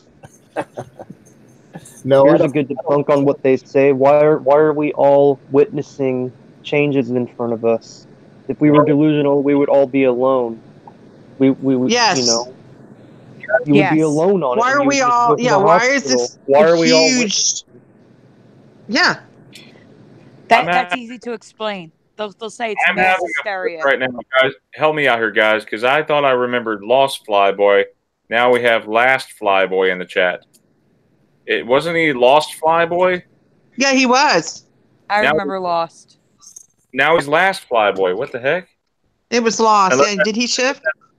I don't know, unless that's a different person altogether. But yeah, I remember you as Lost Flyboy.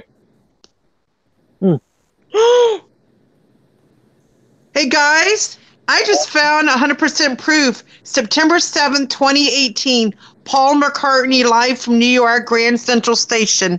Boom. All right, let's. Damn. And then Sandy. I'm gonna send it to you. I got a 100% proof right here. I'm gonna send it. Yeah, Brian. And then after that, we'll finish up the golden bone. The golden. Wait till you see this, guys. It says it. Because I got another big one after that. Oh my God! Hold on, I'm gonna send this to you guys. Hold on. This is 100% proof right here. It says it. Paul McCartney. We got some more proof of Meet the Millers as well coming in from Nathaniel, and I'll share Teresa's residue as well. Wait till you see this.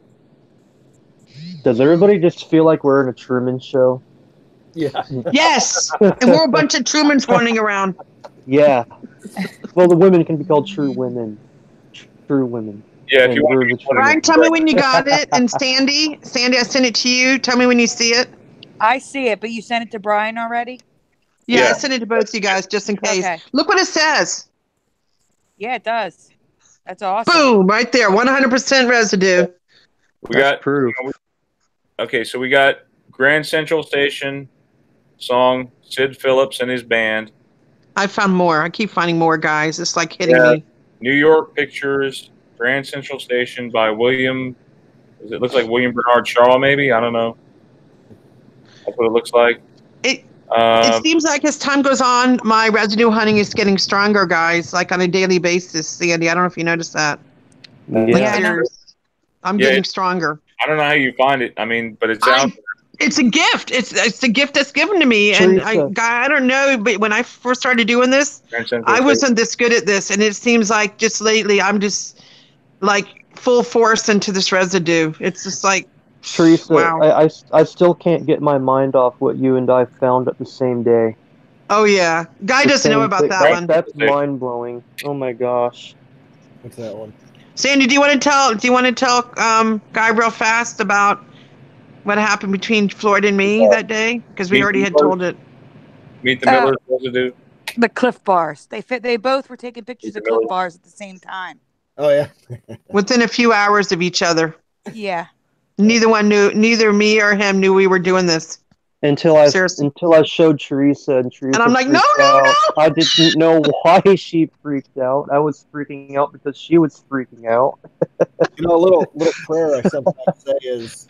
Seriously, I swear I've never had so many synchronicities happen to me until the Mandela effect. And Brian and I had our own Lorna Doone ones, right, Brian? Yes. Same moment. Lorna Doones, yes. Yeah, we both did the exact same thing. That I've been having a lot of crazy synchronicities. And then I've had a few with Sandy too. Yeah, like the Mandela effect's getting worse every day. Is it possible that we could get more synchronicity? Yes, I think they're going to increase. Yeah. Yeah, Theresa and I were talking about Stephen King because he's our favorite author, and I knew she was going to tell me her favorite book was The Langoliers, which is like the movie and the book. Yes, yeah, not a usual favorite for people. I love that. Was so weird that's what popped into my head instantly. She knew it. Yeah, I knew it was going to be The Langoliers. It's like I know this sounds weird, but I think our psychic. I know a lot of people don't believe in psychic, but I think a lot of our abilities, because I am also an empath. I don't know if you know that, Guy. I'm an empath. I think a lot of us have. I don't. Besides this having the Mandela effect, a lot of us have this other special qualities about us that we all have a common. Like I'm an empath, and we can just see things more clearly. And the people who don't see it, I don't think they have that same empathy about them. Can I add something, Theresa, to that? Yeah, go ahead. Okay, because I believe if we're given an ability to see things like that spiritually, I think it's a gift from God. You know, we have to give credit Yes. for that one. Let me Amen to that. pray. If you pray and you're not speaking out loud, aren't you using telepathy? Yes. If you Yeah. hear God's voice, if you hear God's voice inside, that inner voice, is that not psychic? Yes. I see. I Yes. think people get triggered over words. I've had Christians say, you know, that I was doing witchcraft because I said on 9/23 I had an encounter with God and we had a two-way conversation. Wow. It was psychic, but I knew exactly what God was saying and what it wasn't my own thoughts. I knew that, and to describe the experience is nearly impossible because it's on so many levels higher than anything else I've experienced. But that's psychic, right? It's saying it mentally it was happening without words. My life was saved as a child psychically. God said, "Run now, run home right now," and I did. I obeyed it. I mean, I didn't even think about it, but it saved me from certain kidnapping, and I had no idea why I was told. I mean, it just boom, boom. Wow. And through my life, I've been saved by this unseen force, this guiding hand I call my creator, and it saved my life on a number of occasions. And it's also, I believe, speaking to me all the time. So I always pray, you know, God, is there anything you'd like me to see today? And if there's anything in reality, would you just put it in my path? And it's funny how often that happens. Almost immediately, that's when something's presented. See, now I would view that as a guardian angel. Yes. That's what I would view as a guardian angel, a voice that I guess telepathically Speaking, yeah. I can tell you on my September 23rd video, I talk about how that night, Friday night, September 23rd, 2016, I didn't want to be here anymore. And a lot of people have had that experience where they were at a low point in their life. They wanted to die. They just didn't want to live anymore. I wasn't going to kill myself, but I just was saying, I was on my knees saying, God, I'm old enough now. I've done everything I want. My kids are grown. I'm tired. Can I just go? Can you just make it quick and painless? Can I just be done with this life? And as an afterthought, I said, or just take over for me because I don't have the energy anymore. And it was that I fell asleep for a few hours. I woke up and God just descended on the room inside of me and around me in a solid presence. And it was beyond description. And I felt the love and the acceptance and the understanding of who I was. The conversation was just a powerful, life-changing moment. And then a few days later, I asked if God would show me anything about reality. And that's when the Mandela effect that very same day was presented in a very unique way. But it was because I saw an article about somebody that I knew had died. I had no doubt they had died. And for them to be alive made me really question. Then I started searching. I didn't sleep at all that night, and I just started coming across the Mandela effect stuff. But it's interesting how we're guided. I think we're guided. You know, when that conversation with God happened, I didn't get an introduction like, "What should I call you?" Like God didn't say, "Be sure to name me as Jesus or Yahweh or Father." No, there was no word. There was no name. It was just an understanding that I was speaking with this benevolent being that I owed a lot to, my existence to, and a guiding. And it was a very surrendering moment. It was me saying, I don't have the energy for this life. I need help. Will you do this? Will you help me? I surrender it to you. And in that moment, I had a clear understanding of my own past sin and shame. I didn't feel condemnation from God, but I did feel a sense of shame for all the things that I've done that's keeping me from that holiness, because there was a holy presence around me, a sense of righteous goodness, pureness that I wanted addictively. I wanted it. I wanted to be in that presence and that light. So the things that I had done that kept me from there, I really wanted to turn away from and never do again. So that very day, I hate to admit it, but I had porn and I burned it. I got rid of everything that was just filthy in my life. And I learned the power of releasing forgiveness to everyone and everything, including myself. The power of forgiveness is one of the most powerful things I learned from that conversation. Is just, you don't judge other people when you release forgiveness constantly. And that lesson is something I had to learn. Wow. Amen. Definitely. Amen. Yes. That is a really inspiring. Amen to that. It is. It really is. That's exactly what I was thinking, Brian. You took the words out of my mouth. that. Wow. I mean, we all have our stories, you know, and that's important, and that's why we come together and share our stories, because there is a common, what do you call that? Not common ground, but common denominator here, I guess, you know. We, the body of Christ, are connecting together. Amen. Yeah. I don't have the same experience you did, Guy, but I have a rare health condition that's really disabling. And the worst part is it's so rare that there are doctors, don't get me wrong, there are doctors that know how to treat it. It's just that they're very far and few between, and none of them are local to me or take my insurance. So I can't get treated by them. So I go through life untreated, and it gets worse every single day. Just a little bit. It's very slow, but it's going to progressively get worse. And I started really getting sick after I had cancer. And that's also when I found the Mandela effect. And I really believe the Mandela effect is what gives me the strength to keep going. Because that's awesome, because there's a synchronicity here. That Continue. is. I'm going to tell you my synchronicity. Okay, I was going to say, like, that's because honestly, this is the hard, like people, sometimes people will say, you know, like, God only gives you what you can handle, but I can't handle this. I'm handling as best as I can because I have no other choice. Like, I could never take my own life. That's something I can't do because I love life too much.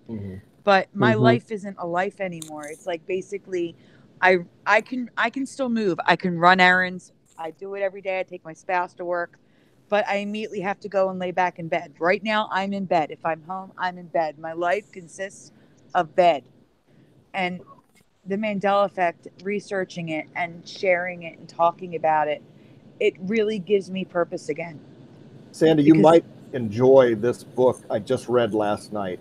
And it's a person going through a very similar circumstance telling her story. And it's on Kindle for $2.99, and I put it in the group chat. Mandela Effect or the Miracle Effect, 13 Reasons Why I'm the Wolf. And it's really more about it. You know, it's really more about her experience with the illness she was going through, and God talking to her, and going through the Mandela Effect and people in her life. And as I read it, I was really I had to read it in one sitting. It was that powerful. A lady named Lauren Cannell Havelka, and she did. I found it because she did a video last night, and she was videoing from the Mayo Clinic up there in Minnesota. But she talks about her illness a lot too, and then how the Mandela effect has changed her life so much. And God actually spoke to her one night and said, "Do you want to stay here or not? Do you want to die right now, or do you want to stay?" And she asked to stay. I would probably do the same thing. I would ask to stay. I want to fight this, even if it's to spread awareness and make sure the doctors learn how to treat this, so no one else has to go through what I did. Agreed. Oh, I really did. My heart went out to her as I read the suffering that she experienced, but she felt it necessary to spread this message that she was getting from God and the love and the Mandela effect itself. So she wanted to stay on for her, you know, her young child, her 4-year-old, and all of this powerful stuff that's going on. So yeah, I would like to read that, definitely. And it's funny she mentioned the Mayo Clinic. Those are the doctors who know how to treat it. But I had to pay for it all out of pocket, and I can't get on an airplane because of the symptoms I have. Basically, when I stand up, within 10 minutes of standing, my nervous system breaks and goes into overdrive. So being on an airplane can actually be dangerous. So I have no way to get there short of driving. But even if I got there, I wouldn't have the money to pay for treatment. So. Well, speaking of treatment, I have a little joke for you. Do you know how you compare swine flu and bird flu? How, Brian? Well, I have a feeling a dad joke is coming at us in 3 seconds. Well, the thing is, for swine flu, it requires ointment, and for Oh, bird flu, it God. requires Ouch. treatment. Oh. You have to have treatment. Oh, that's bad. What do I win? I'm sorry. Oh, on that note, I've got to be running, but Oh, I don't have to repeat. Oh wait, Guy, before you go, I want to ask you the next effect. I want to ask if you remember this. Okay. The next effect. Do you remember or do you know of a company called Tasty Freeze? I think I've heard of it, but I'm not strongly I've familiar. never heard of it. Oh, okay. Because that's Yeah, the I next don't have- effect. It's a big one for me. Tasty food. ask him about it. All right. So That's weird. the next effect is well, Brian still wanted to show the Grand Central and the Golden Stays, but Tasty Freeze has a dash now. It never had a dash, and freeze was spelt freeze, RFEEZE, and now it just ends in a Z. Of course, they always got to mess with the word. Yep, they always have to mess with the word. Can I make All right, you guys have a great weekend. Thank you, Guy, for coming on. We Thanks for appreciate Love you, it. guy. Love you guys. Please feel free to come back again whenever we're on. We Love you, appreciate it. brother. Sure. All right, Love man. you Take too, it easy. Guy. Thanks for coming. All right. Thank you. God bless you. God bless you, Guy. Love you. Guys, Thanks. one quick announcement. You remember earlier we talked about Lost Flyboy and Last Flyboy? Yes. Yeah. Yeah. Okay, What we did have he say? confirmed that Last Flyboy used to be Lost Flyboy. He changed his name on purpose. Okay. Tell him don't do that. He's allowed to do that, Theresa. Decided to be I know, but it's hard when you're Mandela affected and people change It things is. on you. I know. Yep. I know. Okay, so we have confirmed that. All right, so now let's get to Tasty Freeze. I'm kind of Well, hungry. wait, before you do Tasty Freeze, show the last image I sent you, Brian. For the Sorry about my bad joke, folks. It's okay. God. It's cute. It's a cute joke. It's good for kids, and you need those for your kids, so that's good. All right, the last image I sent you is the actual poem changed, how I remember it. Okay. Like the whole poem. Okay. It's the whole thing. All right, let's look. So the poem, nothing golden stays. Nature's first green is gold. Her hardest hue to hold. Her early leaves are flowers. Dash, dash. But only so for hours. Semicolon. Then leaves subside to leaves. In autumn she achieves a still more golden blaze, but nothing golden stays. Doesn't that go better than Nothing Gold Can Stay, the one you read before? Doesn't it sound more poetic? Something Yeah, that it Robert does. Frost would have written. Nothing golden stays. That sounds way better. Nothing Yes, Gold much Can better. Stay to me sounds like the way it is now. Nothing gold can stay. It's That like he's makes no saying, sense. "Nope, you can't be here. You're It kicked sounds out." too harsh. It sounds very harsh, doesn't it? Yeah. Yes. Yeah. Yes. So I Agreed. think that this is actually proof that it was definitely Yes. Stay Golden, Ponyboy, because I'm telling you, this poem changed. When I studied it in literature 1 and 2, it was Nothing Golden Stays. It was not Nothing Gold Can Stay. Can I? Weird. You mind if I finish it? Because there's like 2 more stanzas. Oh, sure. You can read the whole thing if you'd like. Of white, blue, gold, and green, the only colors seen, and the thought of in the vast, the gold is soonest past. A moment it appears at either end of years, at either end of days, but nothing golden stays. In gold, as it began, the world will end for man, and some belief avow the world is ending now. The final age of gold, in what we now behold, if so, we better gaze, for nothing golden stays. Weird. This isn't the first Bless you. Robert Frost poem that's changed for me.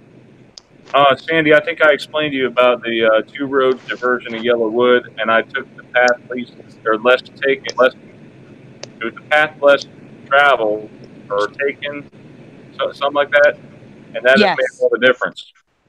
I took this. So, and I did a video about this road less traveled. I remember traveled. Road less traveled. So It's one of the last stanzas. Hold on, I gotta find it. You might have to put in Robert Frost because it's pulling up a song. I'm looking at lyrics. I'm sorry. Robert Frost. It's actually called The Road Not Taken. No. Right. And then it says 2 roads diverged in a yellow wood, and sorry I could not travel both, and be it one traveler long I stood, and looked down one as far as I could to where it bent in the undergrowth. Okay, so I'm just going to skip on to the last stanza. I shall be telling this with a sigh, somewhere ages and ages hence. Now, she speaks about time a lot here, doesn't he? He does. And here's a colon. 2 roads diverged in a wood. It used to be 2 roads diverged in a yellow wood. And I took the one less traveled by, comma, and that has made all the difference. It was 2 roads diverged in a yellow wood. Yes, it was. And I took the one less traveled, not traveled by. Because it doesn't make sense traveled by. No, it doesn't. I agree with you. It was just less traveled. It was either traveled or taken. It might have been, for me, it could have been taken, the one less taken. I don't know. Or, I don't know. I'm seeing dual memory on this one. Wow. Okay, so go ahead. I'm sorry to... No, it's okay. We were going on to Tasty Freeze and hi, Salted Cedar. Salted Cedar's here, and he's saying Tasty Freeze like I remember it. So if you want to bring it up, like just go to Google and bring up Tasty Freeze now and see how it is before you get to the residue. No. Salted Cedar's awesome. Okay, time out. What are you saying, Theresa? Nothing. I'm being bad. You want to be put in timeout? Not me. Hey, timeout chair. What do you call I'm being bad. I'm gonna hush my mouth. I'm being bad right now. So as you can see on Google, it's Tasty Freeze. Guys in the chat, please write what you remember. Tasty Freeze. FREEZ. If you know this company, please write what you remember. We don't have these in my area, but we used to go to Disney World twice a year, and my aunt's house nearby in Cocoa Beach, and we go to Key West, and there was never a dash for me, and it was always freeze normal with an E at the end. It's okay if you don't remember. 6-piece chicken nuggets says they don't remember. It's okay. I'm just saying if anybody else besides Salted Cedar has Brian, private chat. Freeze. Brian, private chat. Private chat? Okay. Private chat. Okay. Talk to me. Brian, you're no longer presenting.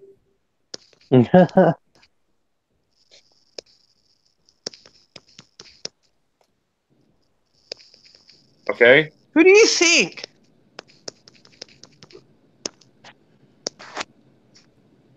Yeah. Okay. Theresa. Now you get my joke? Yeah, I get it. Yeah, he knows what he did, and I'm not going to say nothing else. Okay, don't worry. We're not going to bring any drama. Amy Ferguson also remembers Tasty Freeze like I do. Tasty Freeze. Yeah, Brian, do you want me to just send you all the residue at once so it's together instead of you going to the thing and trying to find it? Yeah, send it. You want to send it to which one are you sending to? I'm just going to send it to your messenger. Just in the meantime, look at Tasty Freeze now. Yeah, it's spelled weird. It's got the weird Z. Yeah. It's missing an E at the end. Yeah, it's missing an E at the end, and it has a dash now. It never had a dash. A lot of things are getting dashes. Dashes are being slashed. Yeah, what's going on with that? Oh, don't forget about the Yoo-hoo. Teresa, stop messaging because Yo, my video freaking changed, guys. My Yoo-hoo video changed. What? Yeah. It did? Yes. Teresa, you're going to be in all my pictures. Stop messaging.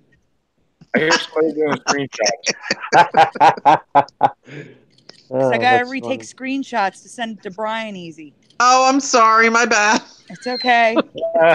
I keep seeing Theresa pop up at the top of the screen. That's a problem. I'm a problem. You have a problem. All right, Brian. All right. I'm sending you the pictures now. They're all coming at once. Okay. All right, that's fine. There's one I need to explain. It's going to show. There's a menu, and then the next picture is the store, because it's the store sign is different from the menu. Their own menu is different from the store. Weird. Okay. That's what's weird about the Mandela effect too. They give us evidence. Yep. Yes, It's they do. really You're weird. absolutely right. Oh my goodness! Holy crap, Sandy! You're sending a bunch of stuff. Yeah, I'm sending a bunch of stuff, and I'm not even done yet. I just started sending it to you so you can start showing it so that they're not hanging. Okay, that's fine. Tasty, thank you. Thank you, Sandy. So Tasty Freeze with the dash now, and Tons of residue. right here it's FREEZE, and I'm not sure if this is Teresa's residue as well. So Yeah, that's why I left it like that, so you know which one's okay. Teresa's and which is mine. Gosh, and it's We both went crazy, right? Yeah, when we search together, we come up with a lot of stuff. Oh my God! When we work as a team, Brian, Sandy and me. Oh my gosh! You should see all the residue we present, right, Sandy? Yeah. It's like we worked good together. Tasty Freeze without the dash, FREEZE. Mm-hmm. Tasty Freeze with the E and Yeah, no dash. that's the residue. But there's one. When you get to it, there's a menu, and then the store is the Tasty Freeze restaurant. It says pizza underneath. It's spelled like it is now, right there. Yeah, right there. It's spelled like it is now, but their menu, which should be the next picture, their menu says Sundance Pizza Tasty Freeze with the E at the end. Yeah, Wow. their menu has a FREEZE. Yeah. That's weird. I have to go to each individual picture, or it skips every two. I don't know why. Tasty Freeze with the EEZE. The more residue. Could it be a public name change, or has it always been FREEZ? That's the I question. looked at everything I've seen. I mean, I have stuff going back that has the dash Tasty Freeze. and it ends in the Z. Tasty Freeze with the E. Oh my gosh. Yeah, I don't think it's a company change. I just what Theresa and I have noticed is we find more residue until a video is made, then all of a sudden the residue disappears. Yes. The longer an effect's been out, the harder it is to find residue, which is why you can't find Kit Kat. It's like it disappears. Like where is it? Erased. Erased from existence. Yeah, just like in Back to the Probably Future. does. Exactly like the that that's what picture the when their Mandela heads are effect disappearing. Yeah. That's what the Mandela effect does. It's like something's going back and cleaning up the past. Example, Langoliers.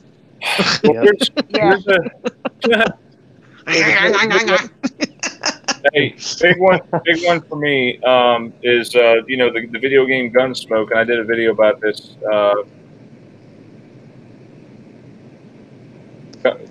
Gunsmoke, the video game, is now Gun.Smoke, which makes no sense. It was always Gunsmoke. This was a big one for me because I was a big Nintendo gamer. Look, Gun.Smoke. Hey, we should look at video games more and see if they're changing too. Yeah, a lot of people are saying the video games are changing. Let's see. So I was about to share something else here. Oh yeah. So you guys remember the Yoo-Hoo video I did a while back? Do you ever remember that dash being up that high like that? That would freak me out. What's really standing out to me too is this guy's face. The look on this guy's face in my video, in that unrelated video or picture. And Ariel's looking at the logo. Yeah, you're right. She's looking right at it right here. It moved up. It was down here. That's so weird. It doesn't even look like a dash anymore. Yeah, it did a Coca-Cola. It did the same thing Coca-Cola did. But my video completely changed because when I talk about it and trace it, so we're discussing Mandela effects and the like. Let me see. I better not get a copyright against myself. I think you're safe, Brian. I think it's okay. Look, That's funny. dash. But notice how the Y is just like an upside down H, and then the H right here is kind of hooked into the O. You have two O's here, two O's here. You have the red underline. All the words are in blue with a white highlight around it, and then this mini dash. I call it a mini dash.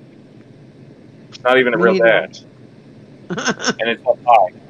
Be down Brian, I told you when I went, when I went to the store, I told you it looked really weird, didn't I? Yeah, who has seen my video that can vouch for that as well? That my video changed, because that's so weird, man. It's crazy. That's weird. That was back in 2017, by the way. I actually, speaking of Yoo-hoo, I actually have some in my refrigerator now, which I was getting ready to drink. In fact, the show's reference for today, in the title, A Link to the Past, deals with time and also, like, it's a reference to one of my favorite video games, The Legend of Zelda, A Link to the Past. Wow. One of my favorite all-time. Don't tell me Zelda changed. Don't tell me Zelda changed. Did it change? Oh, I hope not. Oh, no, I hope not either. Okay, Ryan, I have a question for the chat. This is a big one. If you're ready to move on. Yeah, I'm ready. Let's talk about it. Okay, I'm moving this up because I know it's getting late, and I know you like to just cut out, so I'm moving this one up. Zip, Brian. Zip. Yeah, so Nathaniel Hebert says that he remembers, and guys, I can't see the chat. My iPad keeps crashing. So Lloyd, Theresa, somebody, can you please look at the chat? Okay. Guys, this is a question for the chat. Do you remember that this is a 3-part remember, okay? Do you remember Wild Bill Hickok, Wild Bill Hitchcock, like Alfred Hitchcock, or Wild Bill Hillcock? Because I remember Hitchcock. I remember Hillcock, and I have residue of really? that. Whoa. I remember Wild Bill Hickok. Hitchcock for me. What about you, Brian? Hickok for me too. It's Hickok. Hickok, yeah. What? I remember Hitchcock. Okay, Nathaniel and Theresa remember Hitchcock. I remember. Thank you, Nathaniel. Go, Nathaniel. Hey, Brian. You remember Hickok, right, bro? Holy crap! I muted myself. Okay, yeah, I remember Hickok too, but it's not spelled. Yeah. It wasn't spelled the way it is now. It looks weird. Really? Yeah.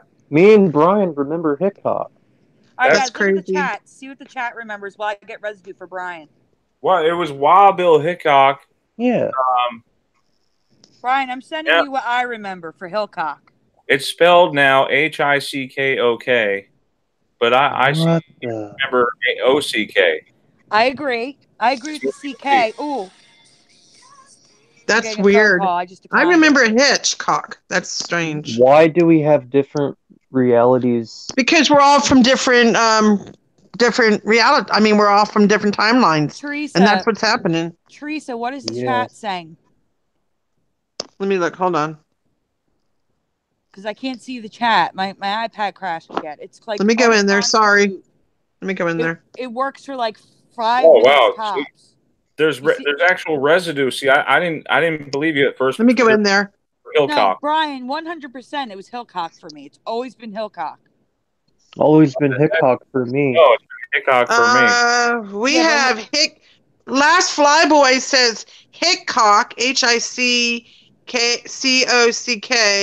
We have another one that says HICKOK.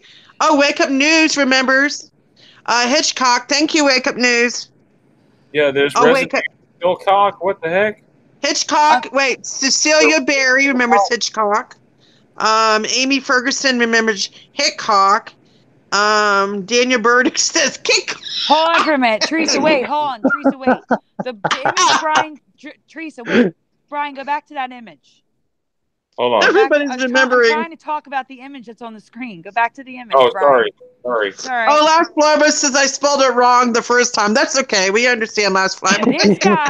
This guy was in Deadwood, South Dakota, at the stuff with the guy's name all over the place, and he's calling it Hillcock, like I remember. And it was Hillcock Wild in the Bill credits. Hillcock. Huh. In the credits of the film, it was Hillcock. On biography, they have it as Hillcock. I remember Hillcock. Wild Bill Hillcock.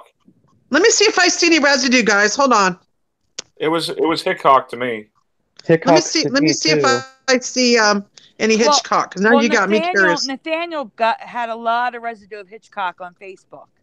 Can he send you some?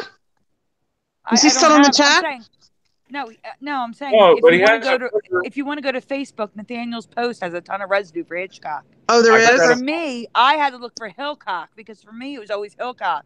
And there's a ton of residue for Hillcock too. Weird. What?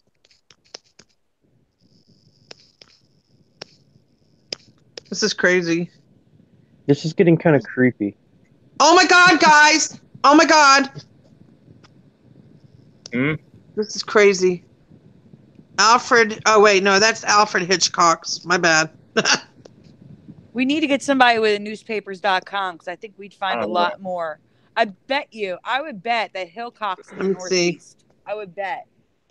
I just found one that says Hickok. That looks weird. No, that's how it is now, Theresa. Oh, okay. Well, let me see what else we got here. I have it. Oh, wait a minute. I just found one that says, oh my gosh, guys. 19th C album photograph of Halloween party, Abe Lincoln and Wild Bill Hitchcock. 100% proof. Wait, guys. This is an actual old photograph from oh my God, hold on. Brian, you're gonna be shocked when you see this. This is an actual photograph with Lincoln and Hitchcock. Weird. Oh my gosh. Wait, guys. Wait. This one's going to blow you all away. Brian has this up. Oh. While Brian has this up and while Theresa... Wait till you see this. This is really going to blow your mind. Theresa, wait.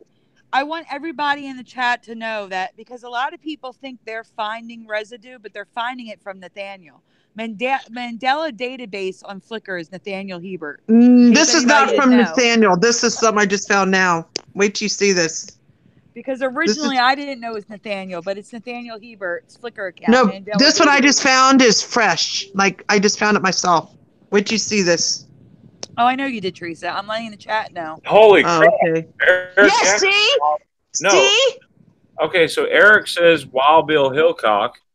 A Natural Mystic says Hitchcock. Thank you, Eric, by the way, for being on my side. Omar Show says, Brian, show what I just found. Omar says Hitchcock. Hang on. Is a famous author.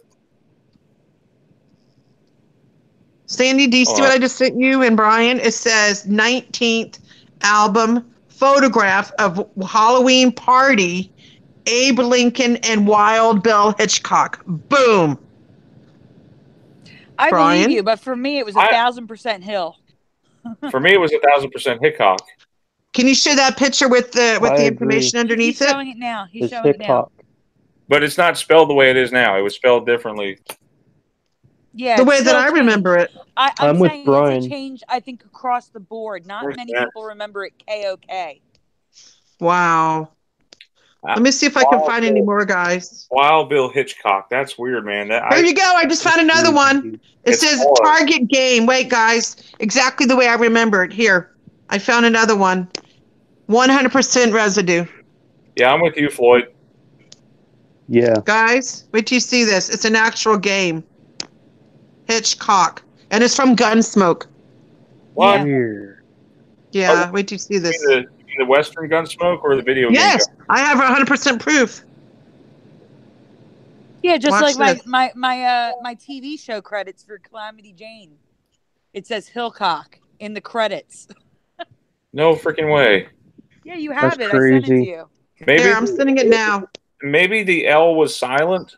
That could be There you possible. go. But that's the No, only way I could see it. Brian. It Brian, was check it pronounced out. I just sent it to you. Hillcock. It was pronounced Hill. Wait till you see this, though. Target game, Wild Bill Hitchcock. There you go. Boom! I'm telling you, this is a huge one. It affects us all differently, but it's Oh, huge. man. I think this effect, I would say it has to at least affect, because of the name change, the spelling change, I would say it probably affects everybody to some degree. Yes.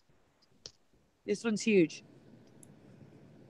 Wow. Oh, here you go. Wait a minute. Oh, here's another 100% residue. Deadwood, South Dakota. Jim participated in an enactment of the shooting of Wild Bill Hitchcock. Here you go. 100% So two residue. different people in Deadwood, South Dakota. One saw Hillcock and the other one saw Hitchcock, but it's always Hitchcock. Explain Wait that. till you see this. Wait till you see this. God. You can't. You can't. Wait till you see this. I'm not even kidding. Here. Oh, This man. one's hurting my head. Boom. Me I'm too. on a residue hunt right now, Same guys. here, You got me Sandy. going. Oh my gosh. You know what this reminds me of? Mm. It reminds me of that pizza that everybody's saying is Tostitos, Totinos. Tostinos. I remember Tortino's pizza. Brian, you want to show what I just sent you? Tostinos for me. Toast for me too. A lot of people remember now it's Totino's, but it used to be Tostinos for some. I remember Tortino's. I remember Tostinos Wow. just like Floyd. Anyone with me Yep. on Tortino's?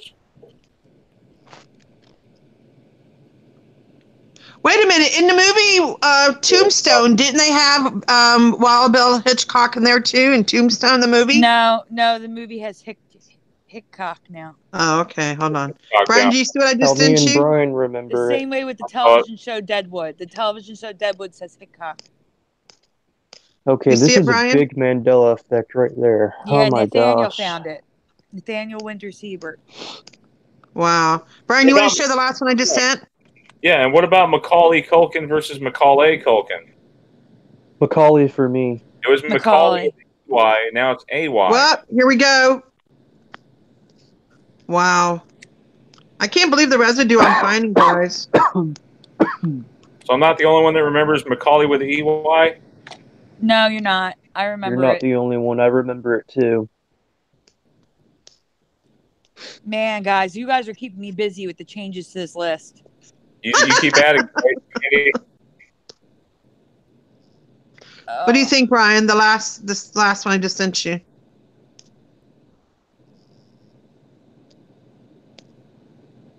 Okay, I'm looking. Okay. See it? Those. Hang on, what are you sending me? I didn't get it yet. Oh, you should have it. Okay.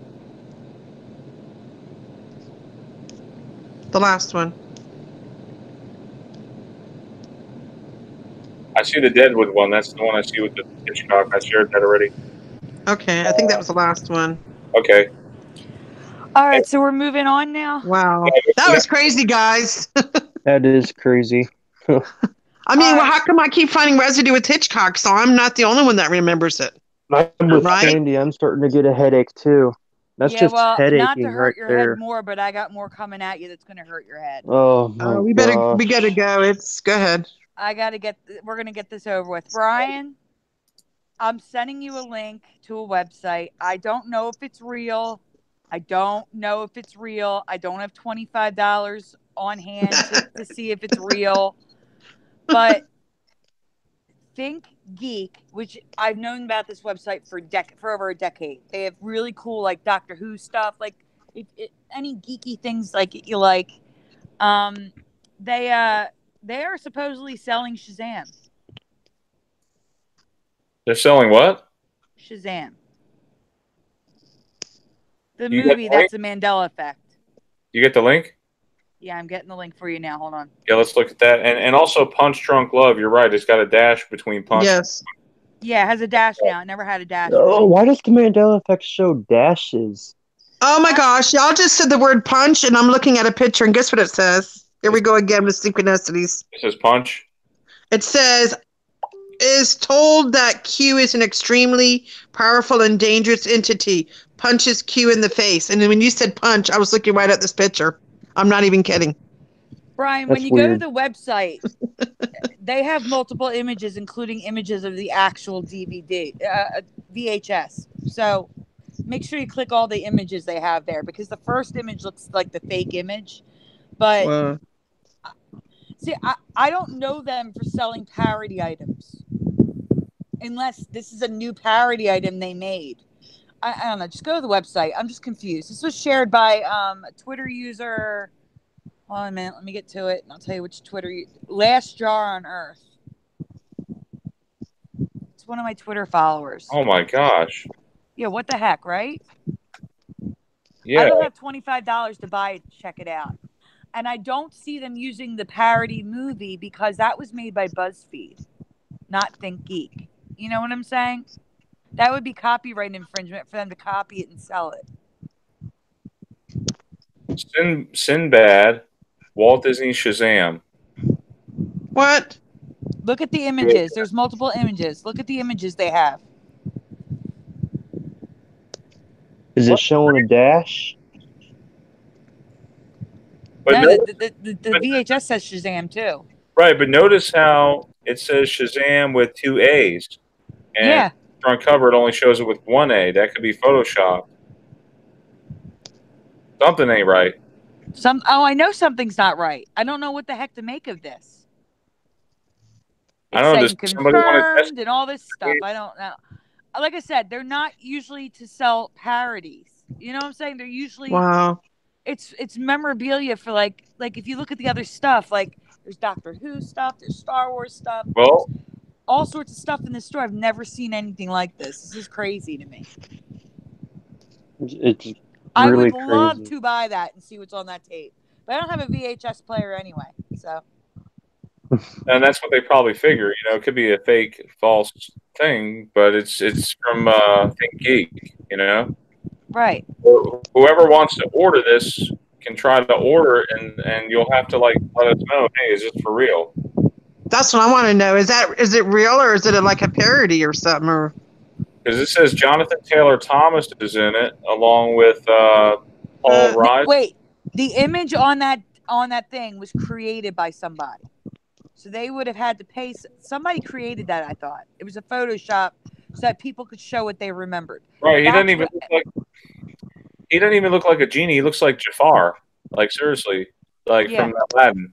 Looks like Jafar. I'm just confused by this. Yeah. So I figured while our heads hurt, let's just look at that real quick. my head's hurting too.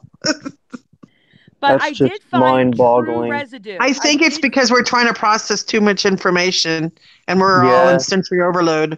Do you guys agree with that, everyone? We're all in sensory overload right now. I agree. My brain is just like turning. Actual residue, though. Like How I many know more- for a fact it's residue because of the year. How many more we got? Because we're running low on time, Sandy. Yeah. We have a lot. We can always move it to the next show. It's fine. But the Yeah. next Let's one, go ahead and knock them out. the next one, I'm sending you another link. Okay, hold on for a second. I'm trying to copy it. Okay. You know how everybody said that? So I married an axe murderer. The girl had an axe behind her back, and now it's gone. What? Yeah, look at Google. Yep. So I married an axe murderer. Look at the cover. He has flowers behind his back, and she has nothing. It used to be an axe. Google it real quick. Yes. Holy crap! You're right. It's gone. Okay, Where did it go? I'm sending this to you. This It guy disappeared. makes high-res Abracadabra. DVD covers for people who bootleg the movie, and this image is from 2013. This is not a Photoshop because it disappeared. It really This is the disappeared. original image right? that he made for bootleggers. Holy crap! Damn. Dang. The axe no longer exists. We can't see it. You're not. Oh, there you go. Now you're presenting. Okay. So there's the image without the axe. The way it is now. He has flowers behind him, but where's her axe? And it says, "So I married an axe murderer." There's the DVD cover with the axe. That image is from 2013. And the only thing I can think of is that it's stuck around because he put his watermark on it. Yeah, that's probably what happened. So she's holding the axe, he's holding the flowers. Is that how you guys remember it? Or was it always like this to you? Let's hear from the chat. I'm curious. Curious and curiouser? I'm curious and curiouser. I remember the axe. Definitely. What happened to the axe? I remember the axe. I remember. That's weird. Dakes 1973 says, "Wow, that's it." Esther says, "I remember an axe." That was great. Ferguson says, "Definitely sensory overload." I swear that's what I feel like I'm in right now. Like my head's trying to comprehend all this. Hey, what's up, Jacob OC? Jacob OC says that's a cool find. That axe, Wow. definitely. The axe got axed, says Jonar Games.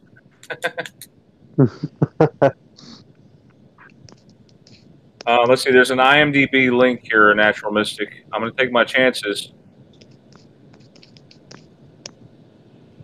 Okay. What's a Natural Mystic? He emailed us stuff. A Natural Mystic, I am going to look at the email. It's just that with new effects, we have to research them before we present them usually. So since you sent multiples, I got to look at them. So if we present them, they're going to be the next show. And don't worry, we'll credit you 100%. Okay, somehow the chat got pushed over to the side. I'm so sorry. Okay. All right, what do you guys think about that?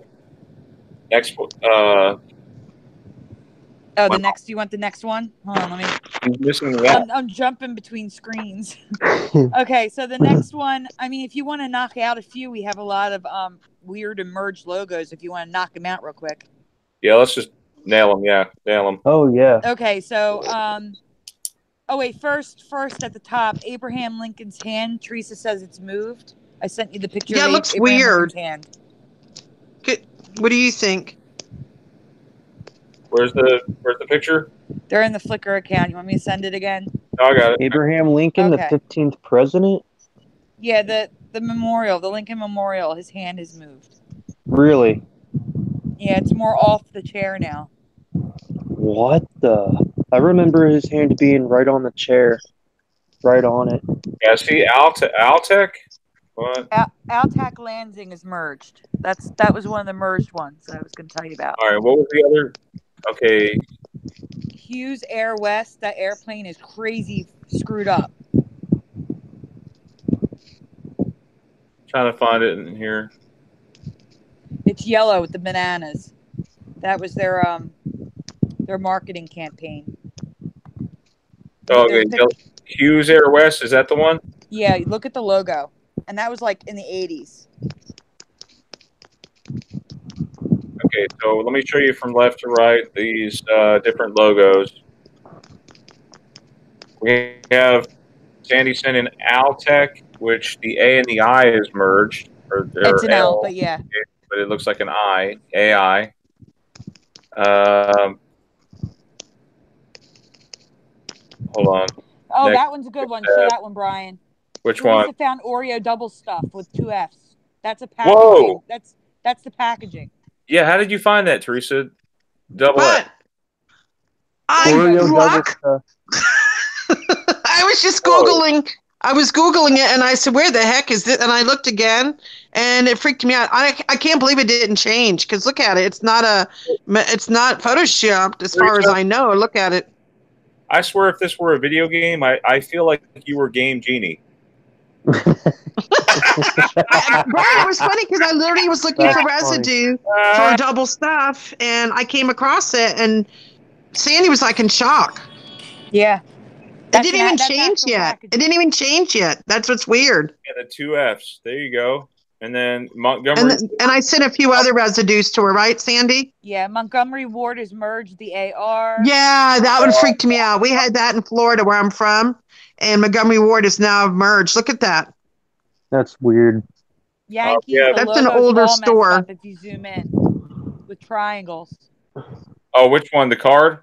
No, the Yankees. The Yeah, triangles in the logo. I don't remember that. I don't remember the triangles making the E's and the A. So that's true. The A's and the E's. If you think about it, the A is the first letter, the E is the fifth letter. I know it's stretching it a bit, but actually, you know how we talk about 1111 a lot? If you if you take the 4 ones and convert it to decimal, you get 15. Aw, Scrappy Dappy Doo's in the group. Yay. Ricky Henderson, did his name change? Oh, no. It was. I honestly don't know. I don't know him because I don't follow the Yankees. Okay, so your point was to point Why out. don't you come on and talk about it? It was just the logo. I don't remember it looking like that. I think the Mandela effect is communicating to us with code. Look at that logo. Hughes Air West? In the 80s. No way. That's crazy. Brian, can you send a link to Preliminal? Theresa, we're about to get off, he said. Preliminal thinks I lived in New York. Yeah, we need to get him on here. Okay. Preliminal. If you're out there listening, you've got to tell me who this other Theresa is, because I don't know who she is. If she lived in New York, she better not be using on my charge card. It was the Miami Heat that you were looking Yeah, at. what a Theresa, what's this about you living in New York? Preliminal remembers me, the other me, living in New York, and I never lived in New York in my life. I moved from Florida here in 2004, and I've been living here from 2004 to current time right now. And for some reason, Preliminal he was texting me this morning telling me that he has pictures of me from New York City living there, having a different life. What? Yes! What? We need to get him on. Yeah. Preliminal. 1988 to 19. Oh my gosh. I love Criminal. He's Criminal's awesome. Oh, he's here. Get him on. He's got to talk to me about this. I want to know who the truth is. Sandy, can you send him a link? I already did. No, he's on now. Wait. Pause. Theresa. So you're telling me, I want to make sure I'm not dreaming here. You're telling me that Criminal has proof that you... Preliminal said he's here now. Yes. Yeah. Preliminal, I sent you a message on Messenger with the link. He's here now in the group, guys. He's on. Just hit accept. But we're trying to get him in the panel. He's got to go to his Messenger to get the link. Yeah, just so you know, we got like 10 minutes. Okay, we got to do this. This is going to really freak you guys. It's already freaking me out. Preliminal. Freaky. You guys got to hear this. This is a good way to end the show. Another version of me. Yeah. Hey, what if we I've got to hear this. Hey, I have a good question. What if we all have different versions of us? I think he's in. Is he in? He should be in. Just tell him to click the join at the top. Preliminary, click join at the top. The little green part at the top. Just click the join button. Think he'll get in? We got to do this, guys. This is, oh my gosh. We got like 10 minutes. Come on, Patrick. Come on, Patrick. Is he in? No, he hasn't popped up yet. Where is he? He's got the link. There's a lot of wind noise. Theresa, are you outside? No, I'm in my bedroom. A lot of wind. I'm in my bedroom. Is he in? Preliminary, hit join. I have my heater on. Okay. Is he in? In? Hold on, I'm copying the link and putting it in Hangouts. Okay. He wants to come in. We just got to get him in. He's got to tell this story because this I'm going to try to help. I got to hear this. Oh my gosh. Yeah, I'm just like freaking out what right I was now. saying Wait, what I was saying was, is it possible that we all have a different version of us? Okay, he said, okay, I'm here. I know. I sent him a link in Hangouts. So hopefully he'll get on that way. Where is he? Oh, there he is. There he is. I see him. He's clicking. Preliminal. Patrick, click link. What's up? He says the join button doesn't work. Can he just call in? It says... Yeah, he could just call in. Give him the phone number. Can he hear us? Yeah. He says the join button doesn't work. What about the phone call? Preliminary call. What's the number real quick? Brian, say it. Yeah, have him call the phone. It's the 850-764. Let me type it in here. 850. Go ahead. 764-1552. All right, I just put it in there. Let's see.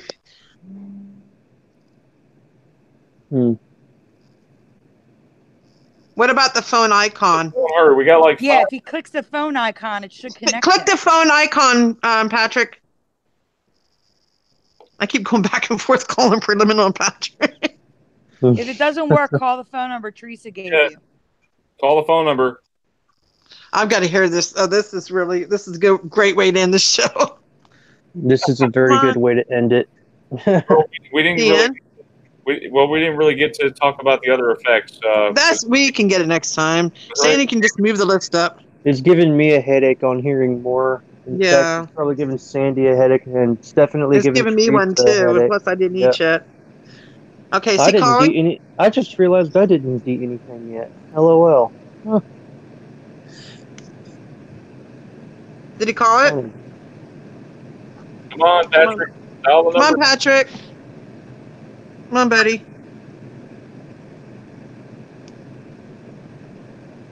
Brian, do you want to show Abraham Lincoln's hand while he's trying to get on, since we already talked about it? Show me his hand. All right, I'll send you the image again. 764. That way they can see. There you go. That's him. That's him. Brian. Yo, hey, Patrick. Hi, Brian. Hey, Hey, Pat. there's a version from Las Vegas. Oh my gosh. Give me any kind of answer as it usually does. So, Brian, you able to turn his volume up a little bit? Try. What's up, criminal? Yeah, Patrick, can you hear us? Yeah. Is that better? Can you guys hear I was talking to Theresa last night about... Oh my god. Theresa, let him talk, because it's really hard to hear him. Okay, go ahead. I'm just freaking out. You can hear me? Just, I could swear the Theresa I knew on Facebook was living in New York. Oh, God. And there was photos of her, and I recognized the background street. And, but now I realize she's in Las Vegas. So I don't know if this is an Emmy or not, but, I could swear. Well, I must have, shifted because I remember her living in New York, and I saw photos of her, and I asked, was she visiting there last year or anything? But nothing of the sort, so I don't know what to make of it. Same hairstyle, same color. Give me a description of myself. Describe me. I want to know what the other me looks like. Is she skinnier? I hope so. Skinny, that's good. Up until how long? Is it going through? Wait, yeah, Patrick, can you hear us? Hear me? Yeah. Okay, so up until how long? Like, when did you find out she wasn't living in New York? I found that she had moved to Las Vegas earlier early January. And I thought, oh, she just moved. I didn't think anything of it at the time. I just thought, oh, she moved. But suddenly, the background was Las Vegas. But all the photos of her, like, from last November and before that, she was always in New York and going to shops. It's very weird. I don't know. Oh my God. What to think of it. Are you? It's either a Mandela effect or You sure it was me? 100% sure. which I don't know. That's when. Damn. He swears. My hair color, my face, everything about me. I mean, I want to know what kind of clothes I would wear in New York. I want to know if I was stylish. Well, I mean, Style for miles.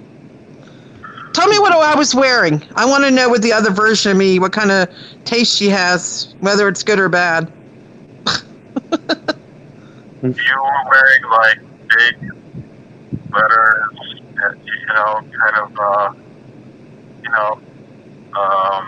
exercised, and the background was like shops in New York.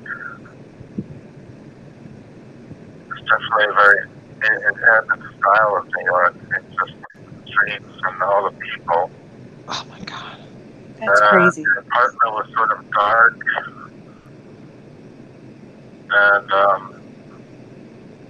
And you have this like small apartment. What? Yeah.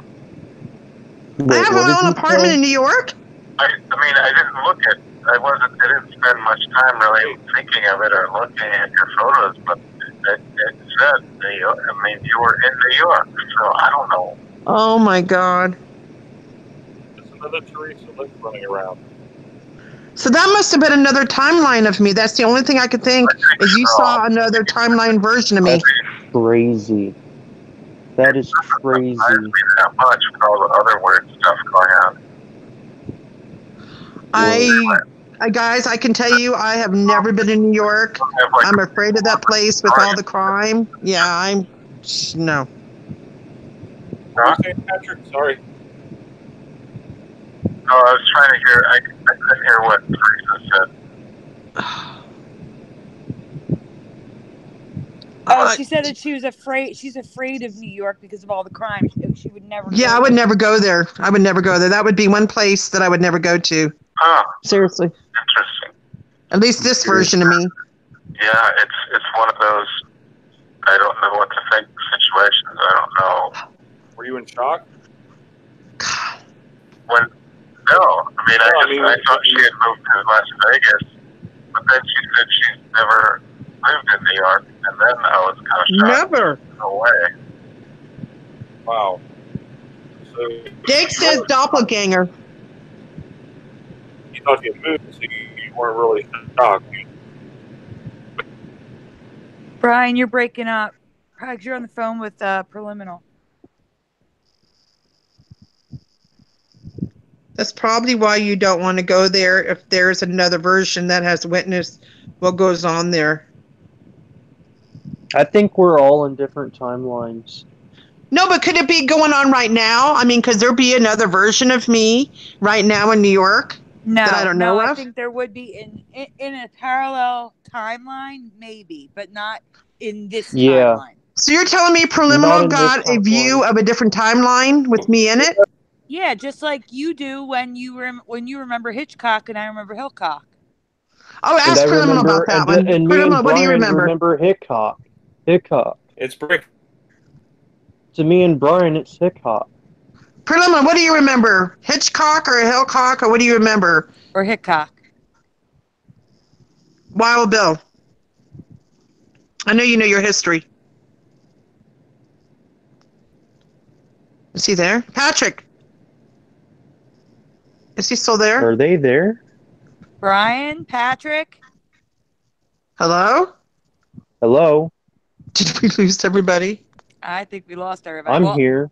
Preliminary said, he said Hickok. Patrick, can you tell us, was it Hitchcock?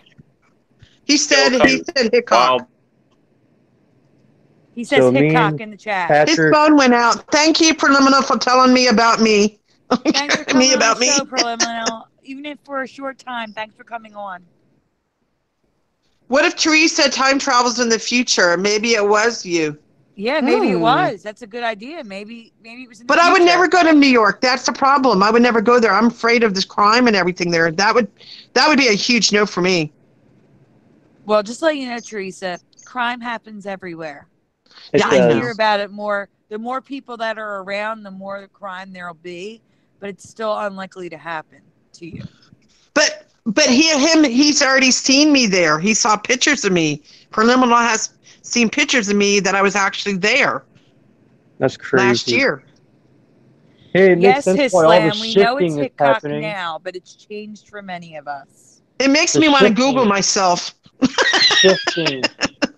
Makes Google sense why we're all, Theresa, it makes sense why we're all shifting now. Why we're getting all these ringings in our ears and all this stuff. Scrappy, yes, there's crime here in Las Vegas too, but I live on a good area of town. He was kidding. Scrappy was kidding. They said because there's no crime. But no, I really do live in a very good side of town where I live at. I feel safe, and that's where my rent is high because I live on a good side of town. And Joni 222 says that crime is worse where they are in California than it is in New York. In California, Theresa. Can you guys hear me? Yeah, I can hear you. Oh, did somebody just fall out? Because I heard like a weird noise. Like somebody we lost Brian. What we lost Brian? We lost Brian. So are we going to do any more effects, or do you want to just end the show, or is Brian coming back? If Brian comes back, we're supposed to show Lincoln's hand. But I'm going to do guys, if you want to shout outs, Say hi in the chat now before we lose the show. Joni 222's there. Miss Slam, or His Slam, I'm sorry, not Miss Slam. Daniel Burdick, Scrappy Dappy Doo. Let's see who's still there with us. Dakes 1973D, the Batman, Osana, Amy Ferguson. Let's see who's still in there. Wake Up News, A Natural Mystic. The Batman. The Batman was there. He hasn't posted anything else. Oh, Peter Thread is still there. A Natural Mystic. Admiral Titan Entertainment. Yes. Yeah, Pete Thread. I think that's how you say his name. He's back. Oh, wait, he's coming. Oh, no, he's saying, thank you, everybody, for coming. Brian, are we ending the show? I guess we're ending the show. I will do shout-outs and then... Printa says me. Sorry, I lost connect. Oh, Esther says hi. Hi, Larry Esther. Stevenson. Anybody else want shout-outs? Put your name down there. Daniel Burdick, Scrappy Last Dappy. Flyboy. Drake's 1973D. Oh, wait a minute. Drake said, I'll leave you with this. Got a monster name change I discovered this week watching Monsters, Inc. Sully's first name went from John P. Sullivan to James Pease. Whoa. That's weird. That is weird. I remember John. Roger Prescott, Joni222. Preliminal, thank you. If you get in touch with the other version of me, try to forward me some pictures of myself. Preferably with a nice outfit on. I like to see what my style is in New York. Okay, Roger Prescott, Salted Cedar. You got Preventa Iva. I'm sorry if I butcher this. Ivanovic. Is that how you say it? Love you, Preliminal. That blows my mind that you saw another version of me. That is, wow. That's too much for me to comprehend right now. Oh yeah, that's a lot, man. Jeez. Wow. Okay, so here's a question. How do we end? Oh, I got it right. Yay! Sorry. How do we end this? How do we end this? I don't know how we end it because it's on Brian's end. I think we just Brian, all hang how do you up. want us to end this? Do we just all hang up? I don't know. Brian, how do we end this stream? I think he can still hear us. Floyd, your camera's on. Oh, sorry.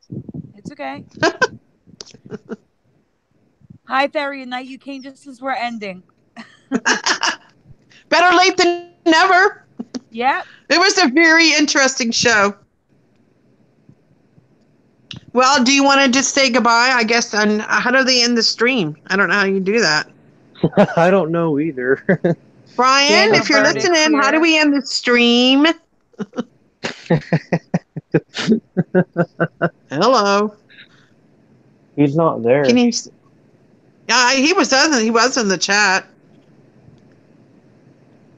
That's weird. We might be live Bye, for a little Cecilia bit. Barry. No, we're not singing. Sorry, Scrappy Daffy Doo. What did he say? He said, end it with singing a song to us. So long, farewell. Avita, say goodnight. There you go. There's your song. Well, do you want to just say goodbye, and we'll have more effects the ones we didn't do. We'll continue those and have them pushed up to the top of the list, correct, Sandy? Yeah, I already moved them off the list. Our list is already about half the length of the list today for next time. Well, it was amazing. I just want to say that I really enjoyed having everyone on, especially Preliminal came on, and also Guy Fawkes. That was like a surprise. Brian's back. Yeah. Brian, you're the one who has to end it because we're live. Brian, we're waiting for you to end this. Yeah, yes, I love you all. I'm gonna go. I want to show you what I saw. Like, this is what I was getting. The video call ended because the connection was lost. This is so weird, man. That is weird. And talking to you guys about talk. Yeah, you sound like a robot, Brian. Robot. At least it's not my turn. I love you guys. I'm gonna go. You're going to go? Well, thank you for coming on, Floyd. Hey, go check out the group. I'm going to be posting a lot of residue later on that we How do I showed get out in of here? that we showed today. I'm going to be posting a lot later. His slam, maybe use earbuds or headphones next time. Who? His slam is saying that the loud voices are going to have her neighbors complaining or his neighbors complaining. Whose neighbors? Their neighbors about the loud our loud voices. So apparently, hey, at least we know we're here. Yeah. Guys, we're going to go ahead and end it on a good note. And it was a great show, Brian. Yeah, Brian.